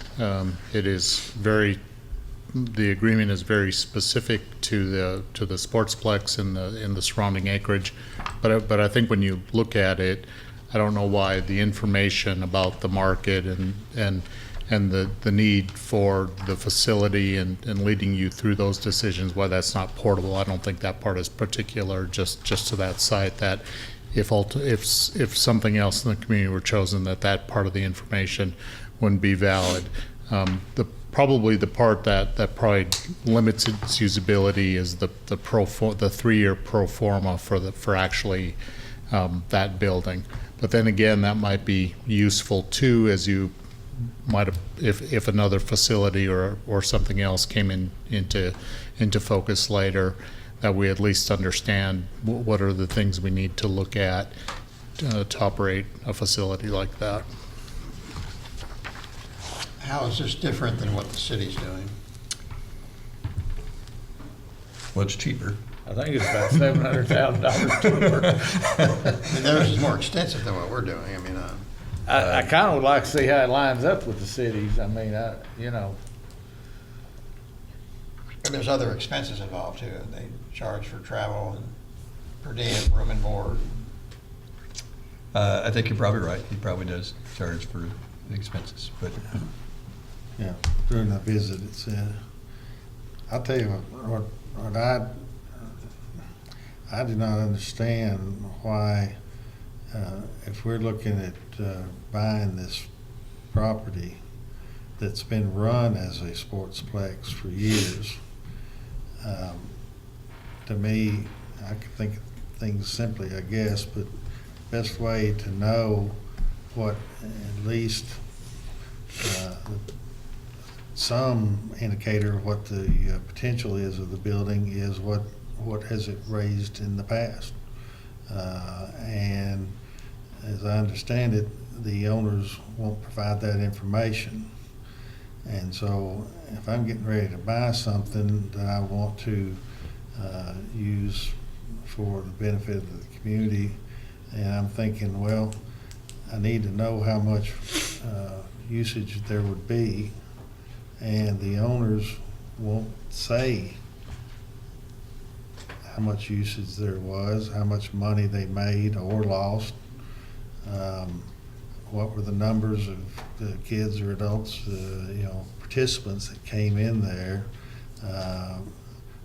what's their bank, what's their financials, and I can only think of one reason why we wouldn't get that information is because it's not good. Well, they gave us their summary, but you're right, they have not yet given us their Schedule Cs to their income, and I guess their response has been initially that this is just a real estate sale, it's not a sale of business. They seemingly concede that it is not making money under its present operation. But I will go back and ask them for their Schedule Cs. I don't know why they, under the right, I guess, protective agreement, they might be willing to do that. I don't know. I guess that's why I was asking for the whole county. I was more interested in that. But I mean, can you know more about real estate transactions than I do? I would hope, because I just don't understand. I don't understand what would be a good reason why we couldn't. Yeah, I think, one of the problems with that building is, number one, I think you have to understand the owners. It was not an individual owner that came in and said, hey, I'm gonna make money. It was a group of dads and a group of what's called angel investors. I know one of the guys from Orangeboro, I haven't talked with him about this, and somebody asked me the other day, do you represent anybody? I promise you I've not represented anybody in this deal. At one point I did represent the builder, Wesley Wright, who built it, but he's no longer an active owner in the building. But I think part of the problem and the reason it hasn't made a profit is because I'm not sure it was ever really designed to make a profit. think they were after a capital appreciation. I don't think they were necessarily after a monthly income. I think they thought that if they started it, it would end up becoming more valuable than their investment. And that probably got a little complicated when the floodplain changed shortly after 2008, and some of the commercial lots that they thought would be a little more marketable became less marketable because of where the floodplain landed. That may work out to be the benefit of us, but I'll certainly go back and ask them. I think I would at least like to put that question to them, that listen, they want to see, prospective buyers want to see that particular document to see, but they've told me that it would not be an impressive number if we were looking at it as from buying a profit business. What they do have is they have impressive user group numbers, and I guess what I think they have is they've got a building that's already built that we couldn't build for anywhere near the price that we could buy it. How do we know they have impressive numbers? Their user numbers? Well, I guess we know that from their representation, and I guess, frankly, I'm the dad of a volleyball girl who will graduate this year, and I've been out there a lot, so I've seen them. Yeah. They would also, Pinnacle would also assist us with identifying activities that aren't being done at the site, like outdoor soccer, and incorporate that into the business model. So I don't know that they're Pinnacle is saying, I'm going to learn how this facility is being operated. We're going to tell you probably an ideal or a capacity kind of analysis of, given your market and how these things are run, this is what it should yield from both a revenue and an expense standpoint, and including those activities that are currently not on site now, like outdoor ball fields. Do you think this is a valuable study for us if we're deciding to buy it? I wouldn't buy it without it, would be my advice. What do we want to table this till we see if you can get the numbers from them on? I guess they seem completely separate issues to me. I mean, if you get the numbers, are you not going to do the study? Well, I don't know. Well, if we get Till I see the numbers. I mean, if the numbers are really low, I wouldn't want to do the study, I don't think. Well, I'll let the process be what the process is. I've made my motion.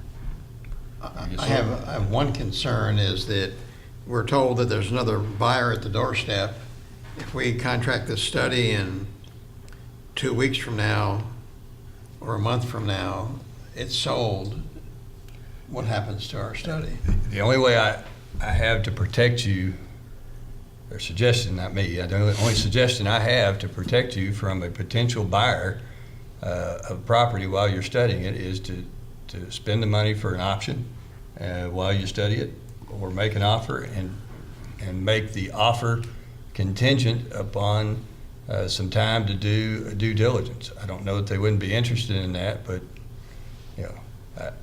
that's nature of real estate. And frankly, I think I've given it a lot of positive talk. I'm probably doing a pretty good job of selling the thing to somebody. So I don't know. I don't know the people, and I try to look for good in people, but sometimes you got to look darn hard, and so I'm not calling anybody,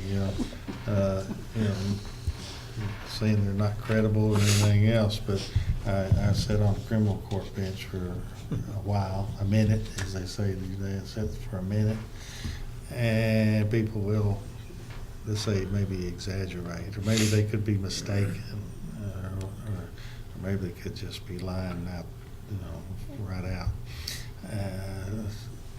And so and it's one thing to spend my money, but it's another to spend the communities. But I assume you ask them for the financials. Well, I don't know that I ever realized that was going to be this important to anyone. I didn't realize that it was going to become a credibility issue that somehow if they didn't provide it, I mean, they told me, and they've told us that they're not making money, and that if we were looking at it for a for-profit business, they wouldn't be impressed at the numbers. So I don't know that they're lying about anything. I think they've expressly said that you won't be impressed with our numbers. So I think our evaluation needs to be is, do we like that 40 acres? And do we like that 80,000 square feet building? And if we don't need an 80,000 square foot building, then we shouldn't buy it. And if we don't need 40 acres of land that doesn't sink, then we shouldn't buy it. Another thing too, I was involved with a nonprofit organization about 4 or 5 years ago that was looking at acquiring the facility, and we got the same answer. If we show you our financials, you won't be impressed. But they also said they thought that maybe a better management model would make it at least a break-even type thing. Yeah. Another thing is there's about 170 acres of land behind that some of it is in the floodplain or floodway. I don't know which you call it back there, but that would be available for purchase. I've talked to the landowner. I think, I don't know if you have or not, Commissioner Jones, but he's a willing seller.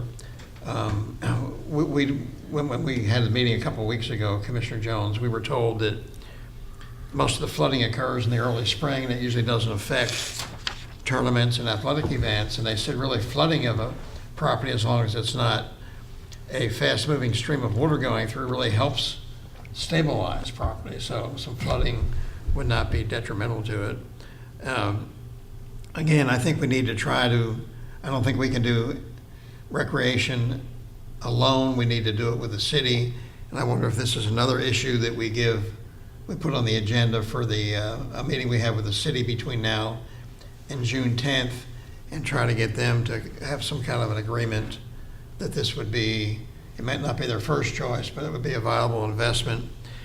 And I think the outcome of the negotiations for a change in the tourism would play into this, because there's a funding stream to help fund this. So I wonder if we might be prudent to wait 30 days till we have a city-county meeting to discuss it further and try to get them on board for making it a viable option.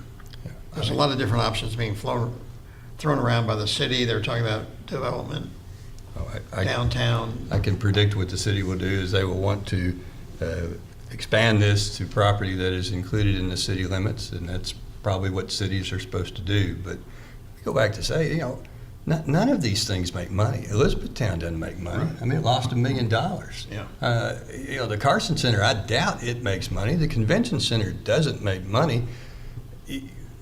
Part of it is you have a duty to spend your transient room tax on things that will create more hotel usage and more restaurant usage. It's not necessarily that we're engaging in opening or trying to do a startup of a profitable business. What we're trying to do is figure out the best land, the best facility, and the way to do what our public wants the cheapest. I think you're probably right on what the opinion of the city is going to be. It needs to be in the city limits, but it takes two sides to cooperate. And I think that they need to have an open mind to cooperate with us, and that we can help make an investment in what they want to do. And if they rule it out just because it's not in the city limits, then I think we got bigger problems. Yeah, and I think it's really important to work with the city. Really important to work with the city.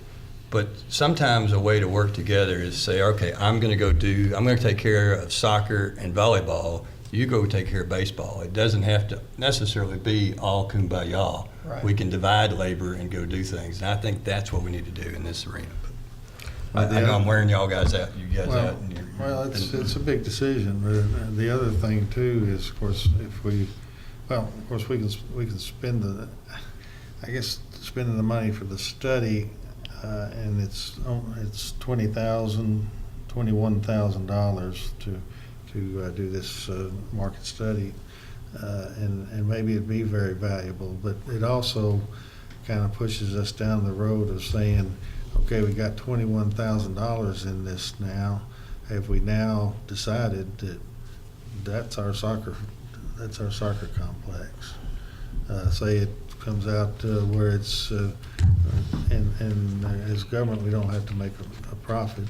The benefit is for the community and their use and that sort of thing, unlike private sector, and so we don't have to make a profit, but we just finished talking about, we've got these other lands to look at, and I have that concern about putting our soccer resources into an area where there may be kids who want to play soccer that can't get out there, and we haven't even talked about transportation or that sort of thing. You know, the high school coach in the meeting that you hosted the other night, it was a fantastic idea to have that meeting when, you know, the high school coach, you know, acknowledged that, you know, that's, you know, you're always going to have a game day tournament. You always have to travel to your tournament.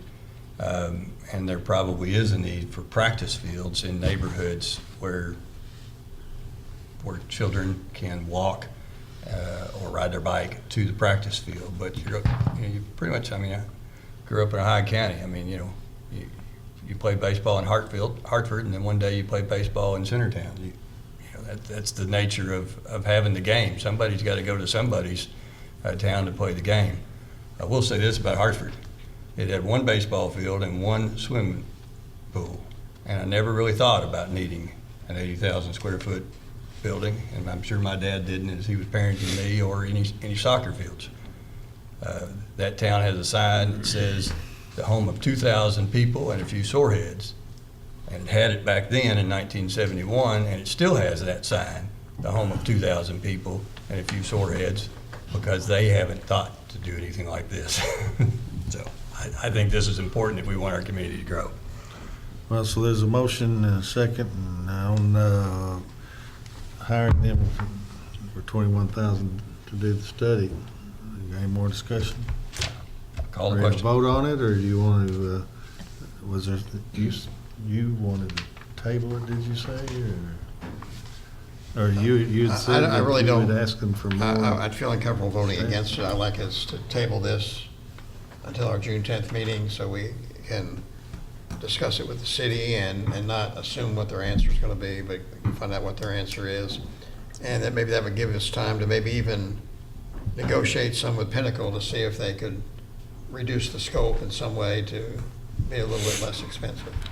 My guess on the city is not completely wild guess. I've discussed this with the mayor, and that was her question. And frankly, you know, she's a good friend. She and I are a little, we don't disagree on philosophy. We disagree on, I guess, on the result. But I'm being that first bird out of the woods and on the sportsplex. So. Well, and of course, the mayor's 1/5 of the city government. Just like I'm 1/4 of the county government. Let's make a decision. We're going to table, we're going to vote. Well, I guess I'd rather table than lose. Let me ask you And I'm another counting question. votes. I don't feel like I'm going to win. What is the information you have on the pending sale with another party? Is that? It's my understanding that there is another company engaged in due diligence, that there are at least two companies engaged in due diligence for the purchase of the sportsplex, and neither of them would use it as a sportsplex. They would either use it as a warehouse or a garage. And I think it would be a terrible loss for us to lose that, but I'm only 1/4 of our county government. Right. So it's the motion to table it then? I'm gonna go ahead and make a motion to table it until we have our. I've made that meeting. motion if you want to second it. Okay, that's fine. Okay. You further discussion on tabling. Until we meet with the city, right, Bill? Pardon me? You're gonna make a motion that we table it until we Yeah, meet with the yeah, I city? made that motion already. Okay, I'll second it. All right. No more discussion. All in favor, aye. Aye. Opposed, no. I'm for tabling it. All right. I just was a little slow to vote. I wasn't sure. And I appreciate that, because I really don't want to vote against it, but I'm not ready to vote for it either. Okay. And I you know, I love that you're putting all this time in, and you're putting the effort, and you feel passionate about it. I just, you know, I'm a little scared of moving. I just want us to give the city an opportunity to show us we really want to cooperate and work together. And I think this will be a demonstration of whether they want to do that or not. Okay. All right. All right, we've got a bunch of budget, or let's see, the budget transfer to pay county bills, number 3. Pass. It is ordered the necessary cash transfers in the amount of $339,099.11 be made in order to pay county bills approved May 13th, 2019. So made. Second. Any discussion? All in favor, aye. Aye. Opposed, no. Carries. All right, accounts payable, It is ordered to approve the vouchers claims register from April 22nd, 2019 to May 12th, 2019 to show county bills in the amount of $592,935.99 were paid. So made. Second. any discussion? All in favor, aye. Aye. Opposed, no. Carries. Now, here's our court orders. Here's the proof in the pudding on why we're doing a consent decree. Let's time it. It's time at 7:19. All right. Very fast. All right, here we go. Y'all ready? We're ready. It is. It is ordered to pay McCracken County Humane Society $18,125 for the month of May 2019. So made. Second. All in favor, aye. Aye. Opposed, no. Carries. It is ordered to pay the fiscal court clerk $50 for the month of May 2019. So made. Second. All in favor, aye. Aye. Opposed, no. Carries.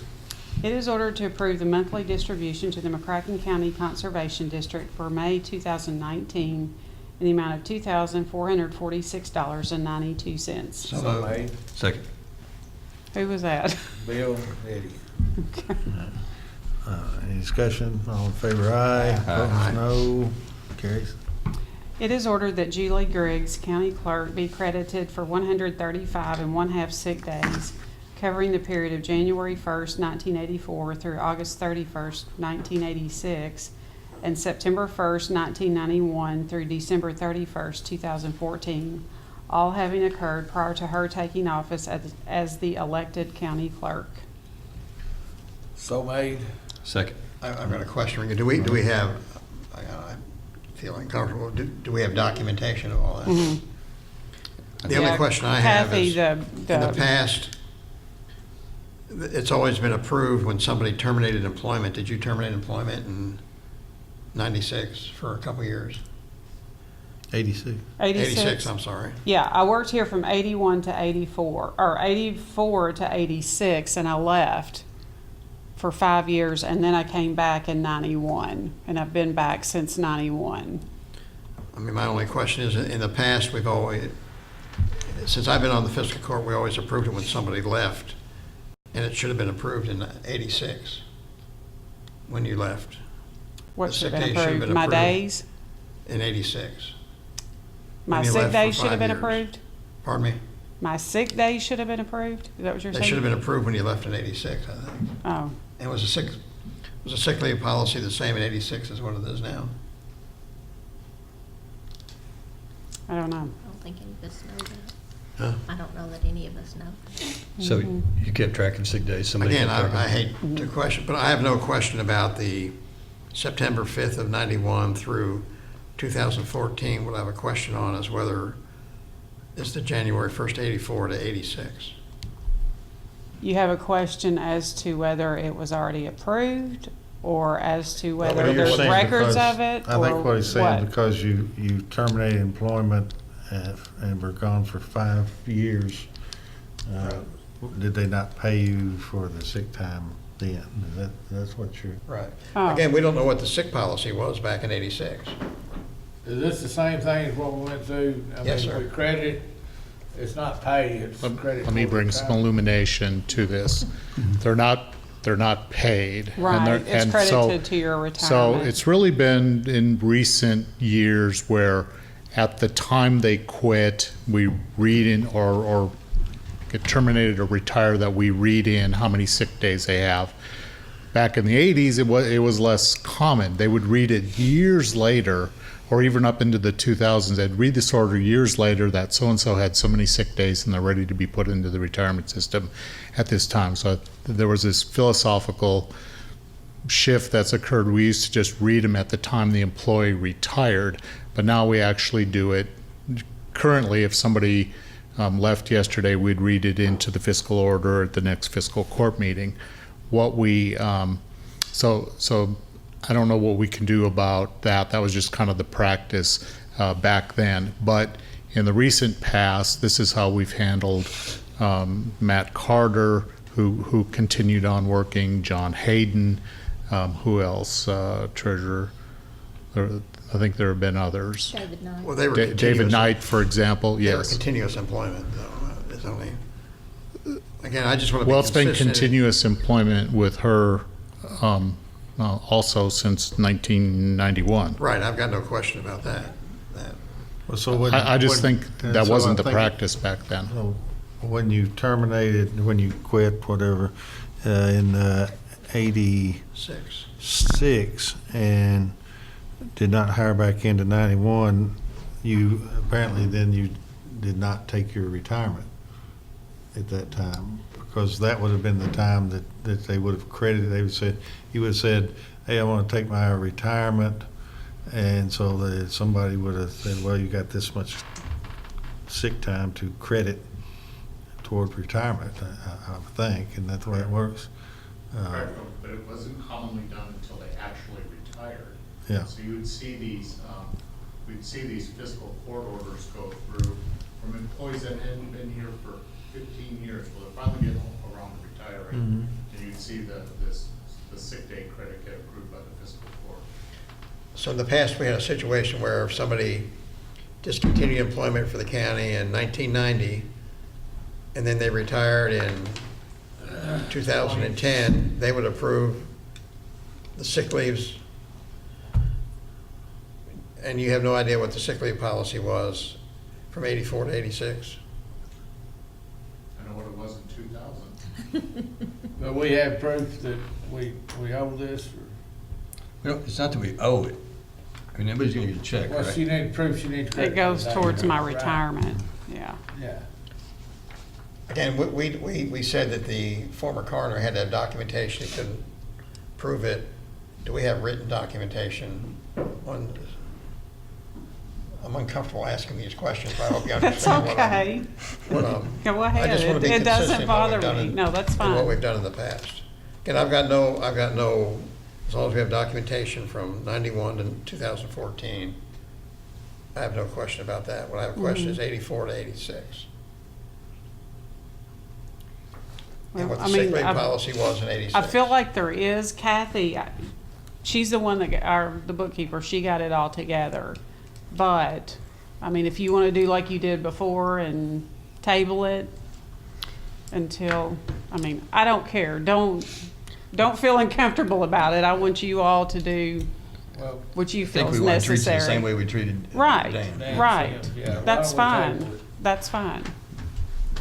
All right, so the motion is to table it then until the next meeting.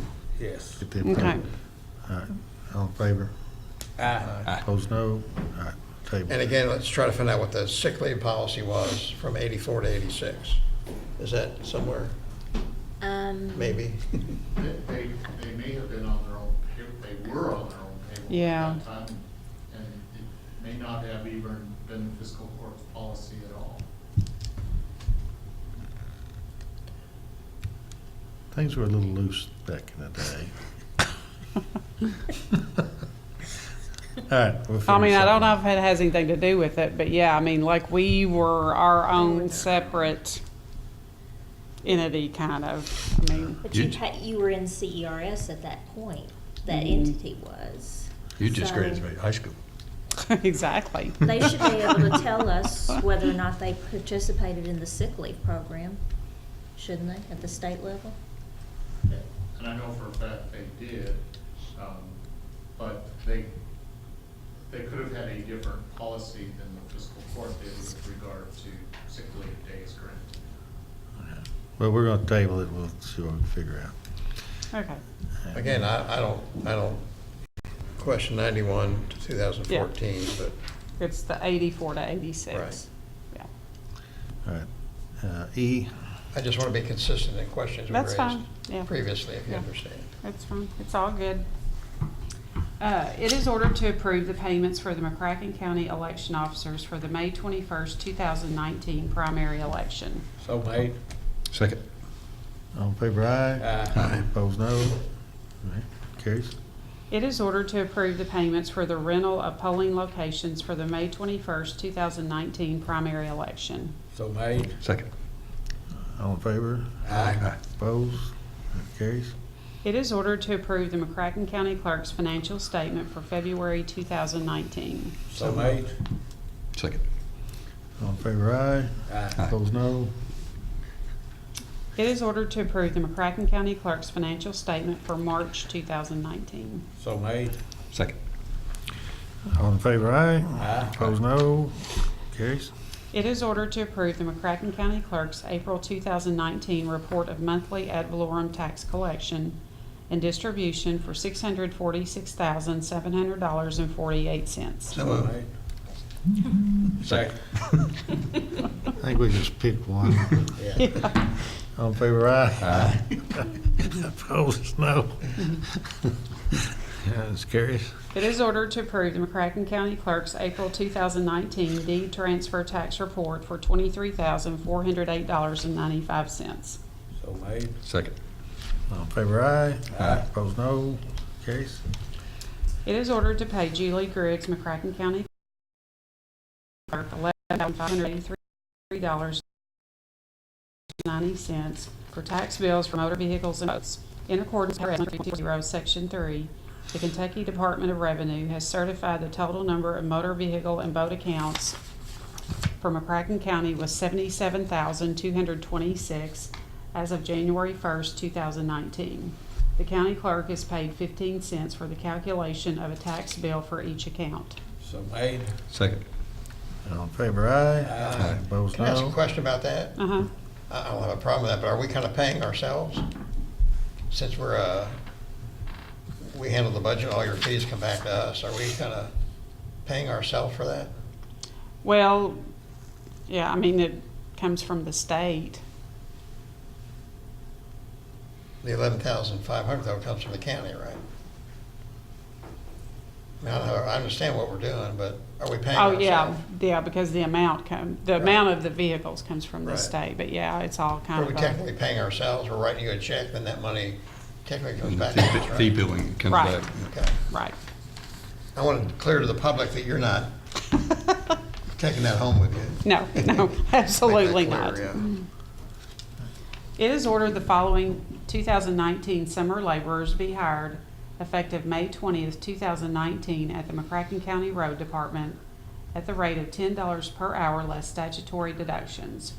Jared Lane, Carlos Flowers, Colby Baird, Esmond Morris, Brandon Jackson, and Daniel Walker. So made. Second. All in favor, aye. Aye. Opposed, no. Carries. It is ordered that the county judge executive be authorized to enter into the 2019 Pilot Community Program Partnership Agreement pursuant to the joint resolution previously passed. So made. Second. All in favor, aye. Aye. Opposed, no. Carries. It is ordered to record the employee claims from March 30th, 2019 to April 29th, 2019 in the amount of $7,976.89 for HRA FSA transactions. So made. Second. All in favor, aye. Aye. Opposed, no. Carries. It is ordered that $516,783.75 from the transient room tax escrow fund be transferred to the City of Paducah for bond payment on the Convention Center and Carson Center Series 2010B. So made. Second. All in favor, aye. Aye. Opposed, no. Carries. It is ordered to pay the McCracken County senior citizens $25,000, the same being McCracken County's budget contribution for the fiscal year 2018-2019. So made. Second. All in favor, aye. Aye. Opposed, no. Carries. It is ordered that $33,000 be paid to Barclay Regional Airport Authority, same being proceeds from motor vehicle rental tax for quarter ending March 31st, 2019. So made. Second. All in favor, aye. Aye. Opposed, no. Carries. It is ordered to record the interfund cash transfers for the month of April 2019. So made. Second. All in favor, aye. Aye. Opposed, no. Carries. It is ordered to record the treasurer's financial statement for the month of April 2019. So made. Second.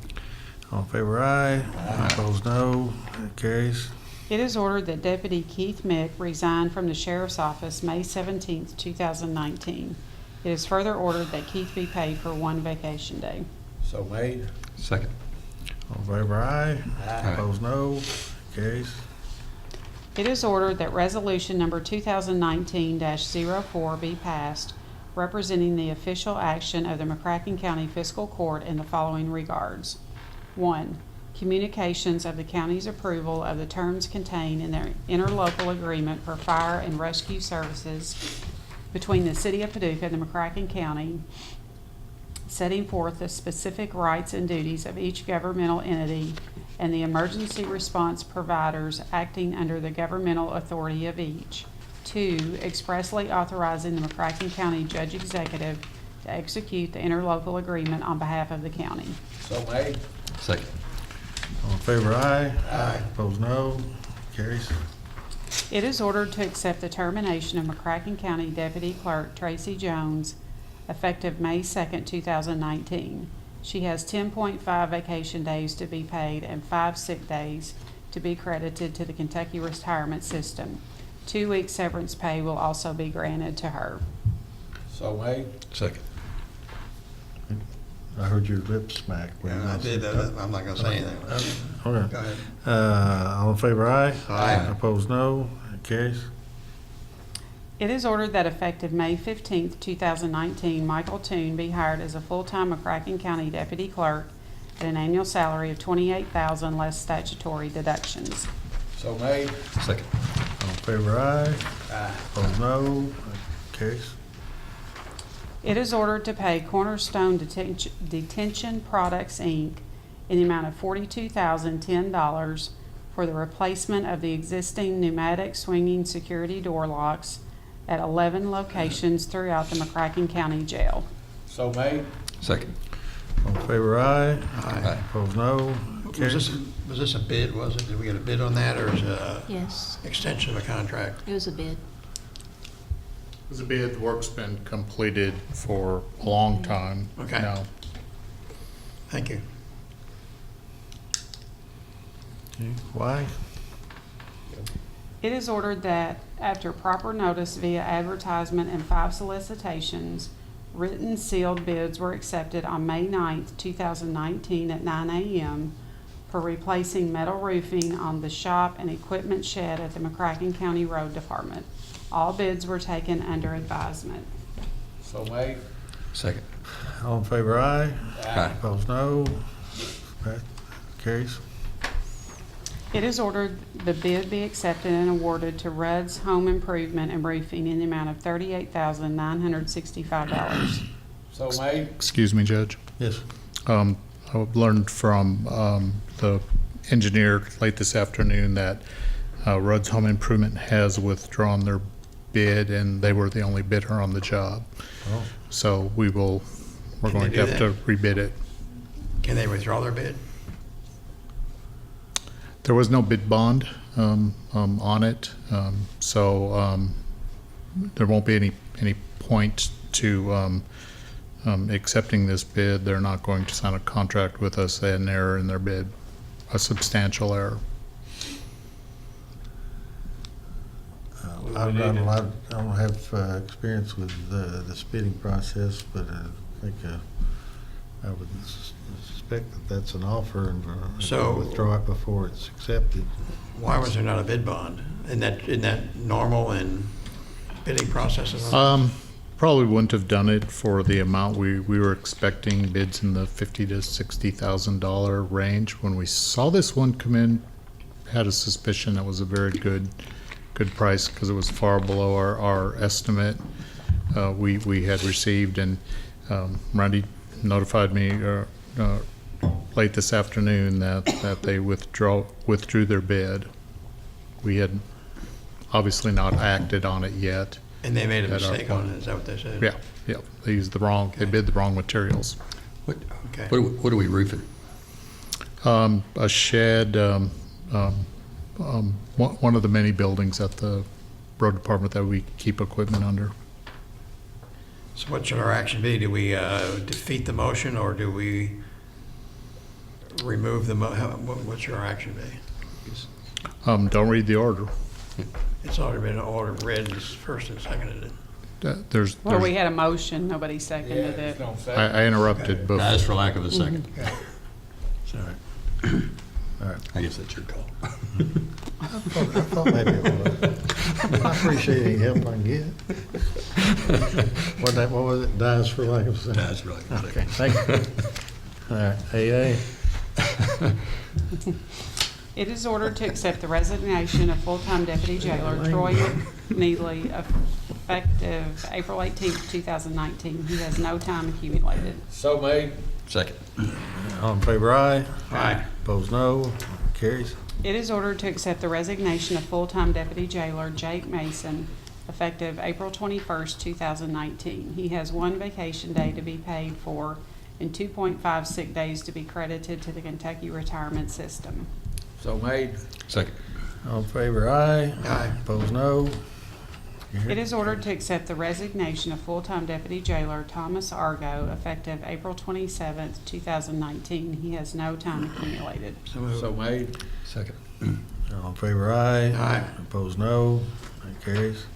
It is ordered to accept the resignation of full-time deputy jailer Steve Brooks effective April 28th, 2019. He has 2 vacation days to be paid for and 2 sick days to be credited to the Kentucky retirement system.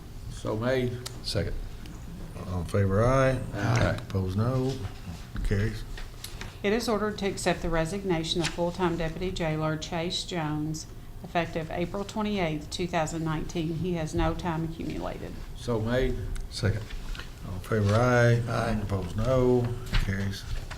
It is ordered to accept the resignation of full-time corporal deputy jailer Michael Harris effective April 25th, 2019.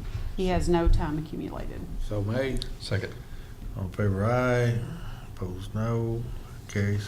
I voted aye. Okay.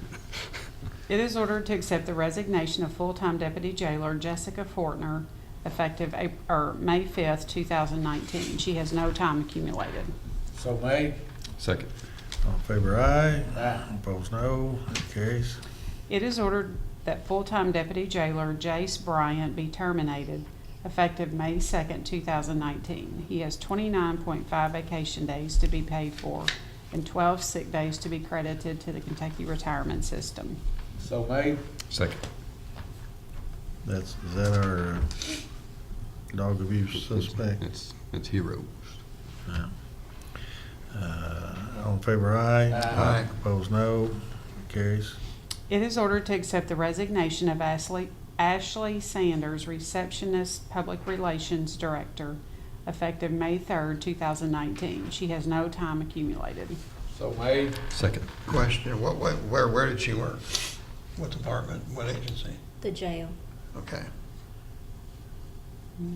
Okay. All in favor, aye. Aye. Opposed, no. Carries.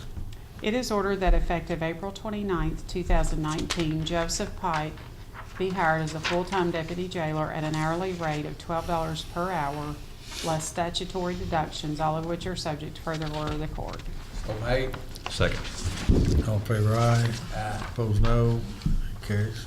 It is ordered that effective April 29th, 2019, Madeline Medley be hired as a full-time deputy jailer at an hourly rate of $12 per hour, less statutory deductions, all of which are subject to further order of the court. So made. Second.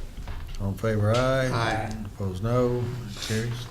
It is ordered that effective April 29th, 2019, Jasmine Perry be hired as a full-time deputy jailer at an hourly rate of $12.25 per hour, less statutory deductions, all of which are subject to further order of the court. So made. Second. All in favor, aye. Aye. Opposed, no. Carries. It is ordered that effective April 29th, 2019, Raheem Tenner be hired as a full-time deputy jailer at an hourly rate of $12 per hour, less statutory deductions, all of which are subject to further order of the court. So made. Second. All in favor, aye. Aye. Opposed, no. Carries. It is ordered that effective May 6, 2019, Maricela Sanchez be hired as a full-time deputy jailer at an hourly rate of $12 per hour less statutory deductions, all of which are subject to further order of the court. So made. Second. All in favor, aye. Aye. Opposed, no. Carries. It is ordered that effective May 6, 2019, Jamie Lamb be hired as a full-time deputy jailer at an hourly rate of $12.25 per hour less statutory deductions, all of which are subject to further order of the court. So made. Second. All in favor, aye. Aye. Opposed, no. Carries. It is ordered that effective May 20th, 2019, Anthony Hall be hired as a full-time deputy jailer at an hourly rate of $12 per hour plus statutory deductions, all of which are subject to further order of the court. So made. Second. All in favor, aye. Aye. Opposed, no. Carries. It is ordered that effective May 1st, 2019, Deputy Trent Miller be promoted to Corporal Deputy Jailer at an hourly rate of $13.50 per hour plus statutory deductions, all of which are subject to further order of the court. So made. Second. All in favor, aye. Aye. Opposed, no. Carries. It is ordered that effective May 1st, 2019, Corporal Deputy Jailer Chase Byram's rate of pay increased by $1 to a rate of $14.25 per hour, less statutory deductions, all of which are subject to further order of the court. At Chase's time of promotion, we were not able to give him all his rate increase. So made. Second. All in favor, aye. Aye. Opposed, no. Carries. I think I've got one to add Who's here. our timekeeper on that? 7:19 Well, I got one more to 7:44. add here, it says. Oh, yeah, you do have it. Yeah. Is that the Tennessee River line? This is the late order. Port security, The late order. port security grant. Oh, We like it, that's okay. Is that Do right? one then. Yeah, this one? You gonna read it? Yeah. Yeah. It is ordered that the McCracken County Fiscal Court authorize the judge executive to review and appoint a port security grant through the Department of Homeland Security on behalf of the McCracken County Sheriff's Department. So made. Second. All in favor, aye. Aye. Opposed, no. That carries. 22 minutes. Wasn't 26? 26. Wasn't there supposed to be an order authorized, or I don't know if there was, but in the trails program, the Tennessee Trails, didn't they want us to Yeah. enter a partnership agreement? Tennessee River line. Yeah, it didn't get on here, but we need to have a, I've looked at it. I would move that we authorize the judge executive. It's in our packet, isn't it? I thought I read it too. I never went through the packet. I didn't have time. Yeah, it's pilot community agreement. The good news was, well, I guess I need to make my motion. So I motion that we authorize the judge executive to enter into the 2019 pilot community program partnership agreement that was in our packet. Yeah, there it is. I second. So this is an extra court order? It will be an extra court Yeah, order. let's say you're gonna have to give me something here. So this was part of the trails program we were talking about with the Tennessee River about 4 weeks ago. A lot of work by Julie Harris to help get us designated as a pilot community, one of 5 communities on the Tennessee River. It was Oh. M, court order M. Well, never mind. Oh, Em? Oh, was it? Y'all wasn't paying attention. How'd we miss it? Yeah, it is there. I don't know. Well, it's, There you go. All of it was so riveting. I don't know how I missed it. oh, yes, I see, there it was. There it is. Well, it was really All right. exciting, it's a great thing, that we got designated as one of the pilot communities. Good work, Julie Harris. There you go. Hey, we Okay. I got board appointments too. All right. Board appointments. Board appointments. Let's see. Did we approve the joint resolution previously? Yes. It says, Yep. or says that joint resolution previously passed. Yes, we did that the first time it was brought, that's when Julie Harris was here. Right, okay, so we did that, and this just formalizes that. Okay. Y'all ready for the board Yes, appointments? Okay. yes. It is ordered that Charles Robertson be and is hereby appointed to serve as a member of the Lone Oak Fire Protection District to a term expiring June 30th, 2022, or upon further orders of the court. So made. Second. All in favor, aye. Aye. Opposed, no. Carries. It is ordered that Bob Turok be and is hereby appointed to serve as a member of the Industrial Development Authority Board to a term expiring May 13th, 2023, or upon further orders of the court. So made. Second. Let me just say, Bob Turok was here. He wanted to express his thanks for the appointment and his interest and excitement about about serving on that board. And I saw him get up a while ago and said, "I gotta go." You wore him out. I told him we might be an hour and a half even, and so it's almost 2 hours now. So. Let's see, did we, all in favor, Almost aye? 3. And we're 3 hours. Yeah, we're going on 3 hours. Oh, yeah, almost 3 hours. It seems like when you're having fun, it's just, but anyway. All in favor, aye? That was on Bob? Aye. Yes. Opposed, no. That carries. It is ordered that Melanie Smith be and is hereby reappointed to serve as a member of the McCracken County Public Library Board of Trustees to a term expiring June 30th, 2023, or upon further orders of the court. So made. Second. All in favor, aye? Aye. Opposed, no. Carries. It is ordered that Roy Hensel be and is hereby appointed to serve as a member of the McCracken County Public Library Board of Trustees to a term expiring June 30th, 2023, or upon further orders of the court. So made. Second. So, yeah, so I noticed he's going to be new, and I didn't get a chance to talk with him. I guess I'm curious as to, so to be on the library board, you've got to actually be selected by the library to be on the board. That process, Yes. They give you a set of names. Uh-huh. They give, let's see, that's one that had 3 names, isn't it? The library is 2 names, You got 2. and they have to be cleared through the Department of Libraries in Frankfurt.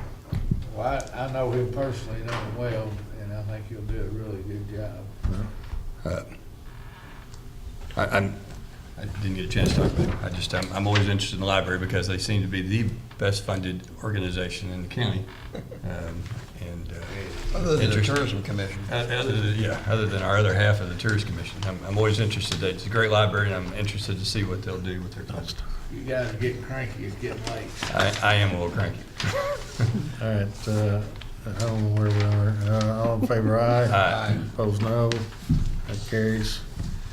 Let me, before we go into executive session, Jailer, would you come up, or Jailer Knight? We've got here Judge Executive Gruber over in Livingston County. Wanted to present to Jailer Knight a certificate of appreciation.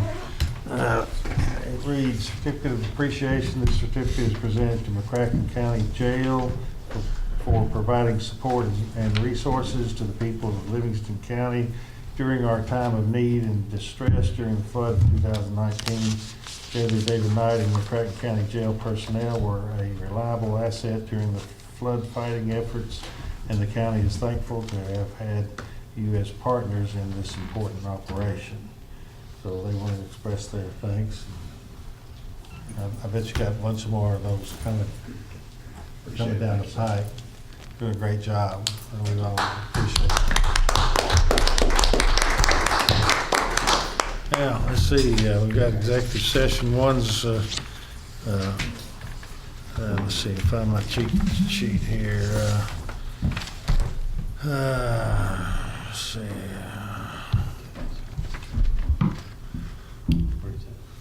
Let's see, I guess, collective bargaining issue. I think one of the grounds would be a specific proposal by a business entity where public discussion of the subject matter would jeopardize the location, retention, expansion, or upgrading of a business entity is permitted by KRS 61.8101G. And then, are we addressing any further the Plex? Or not? We're not doing that in executive, Or- I'm guessing if I can't get a contract to look into it. But, I mean, we can if you want to. We talked Well, there's a about it. possibility that we will. So, future sale acquisition of a specific parcel of real estate is permitted by KRS 61.8101B. Let's see, we're gonna invite our GPED CEO to come in and speak with us for a bit. We don't have anything else but a motion to adjourn when we come back, I think, so that's pretty well the show, folks. Hope you I'll make enjoyed it, Eddie will second it when we Okay. come back. Yeah. Okay. So, Well, yeah. who's Did we get a motion to go into? to go executive? into executive Yeah, I session? made it, Eddie Did- second. oh, To okay. go in? Yeah, to go in. And the same when you come out? There you go. All in favor, aye. Opposed, no. I'm going into executive session. Thank you.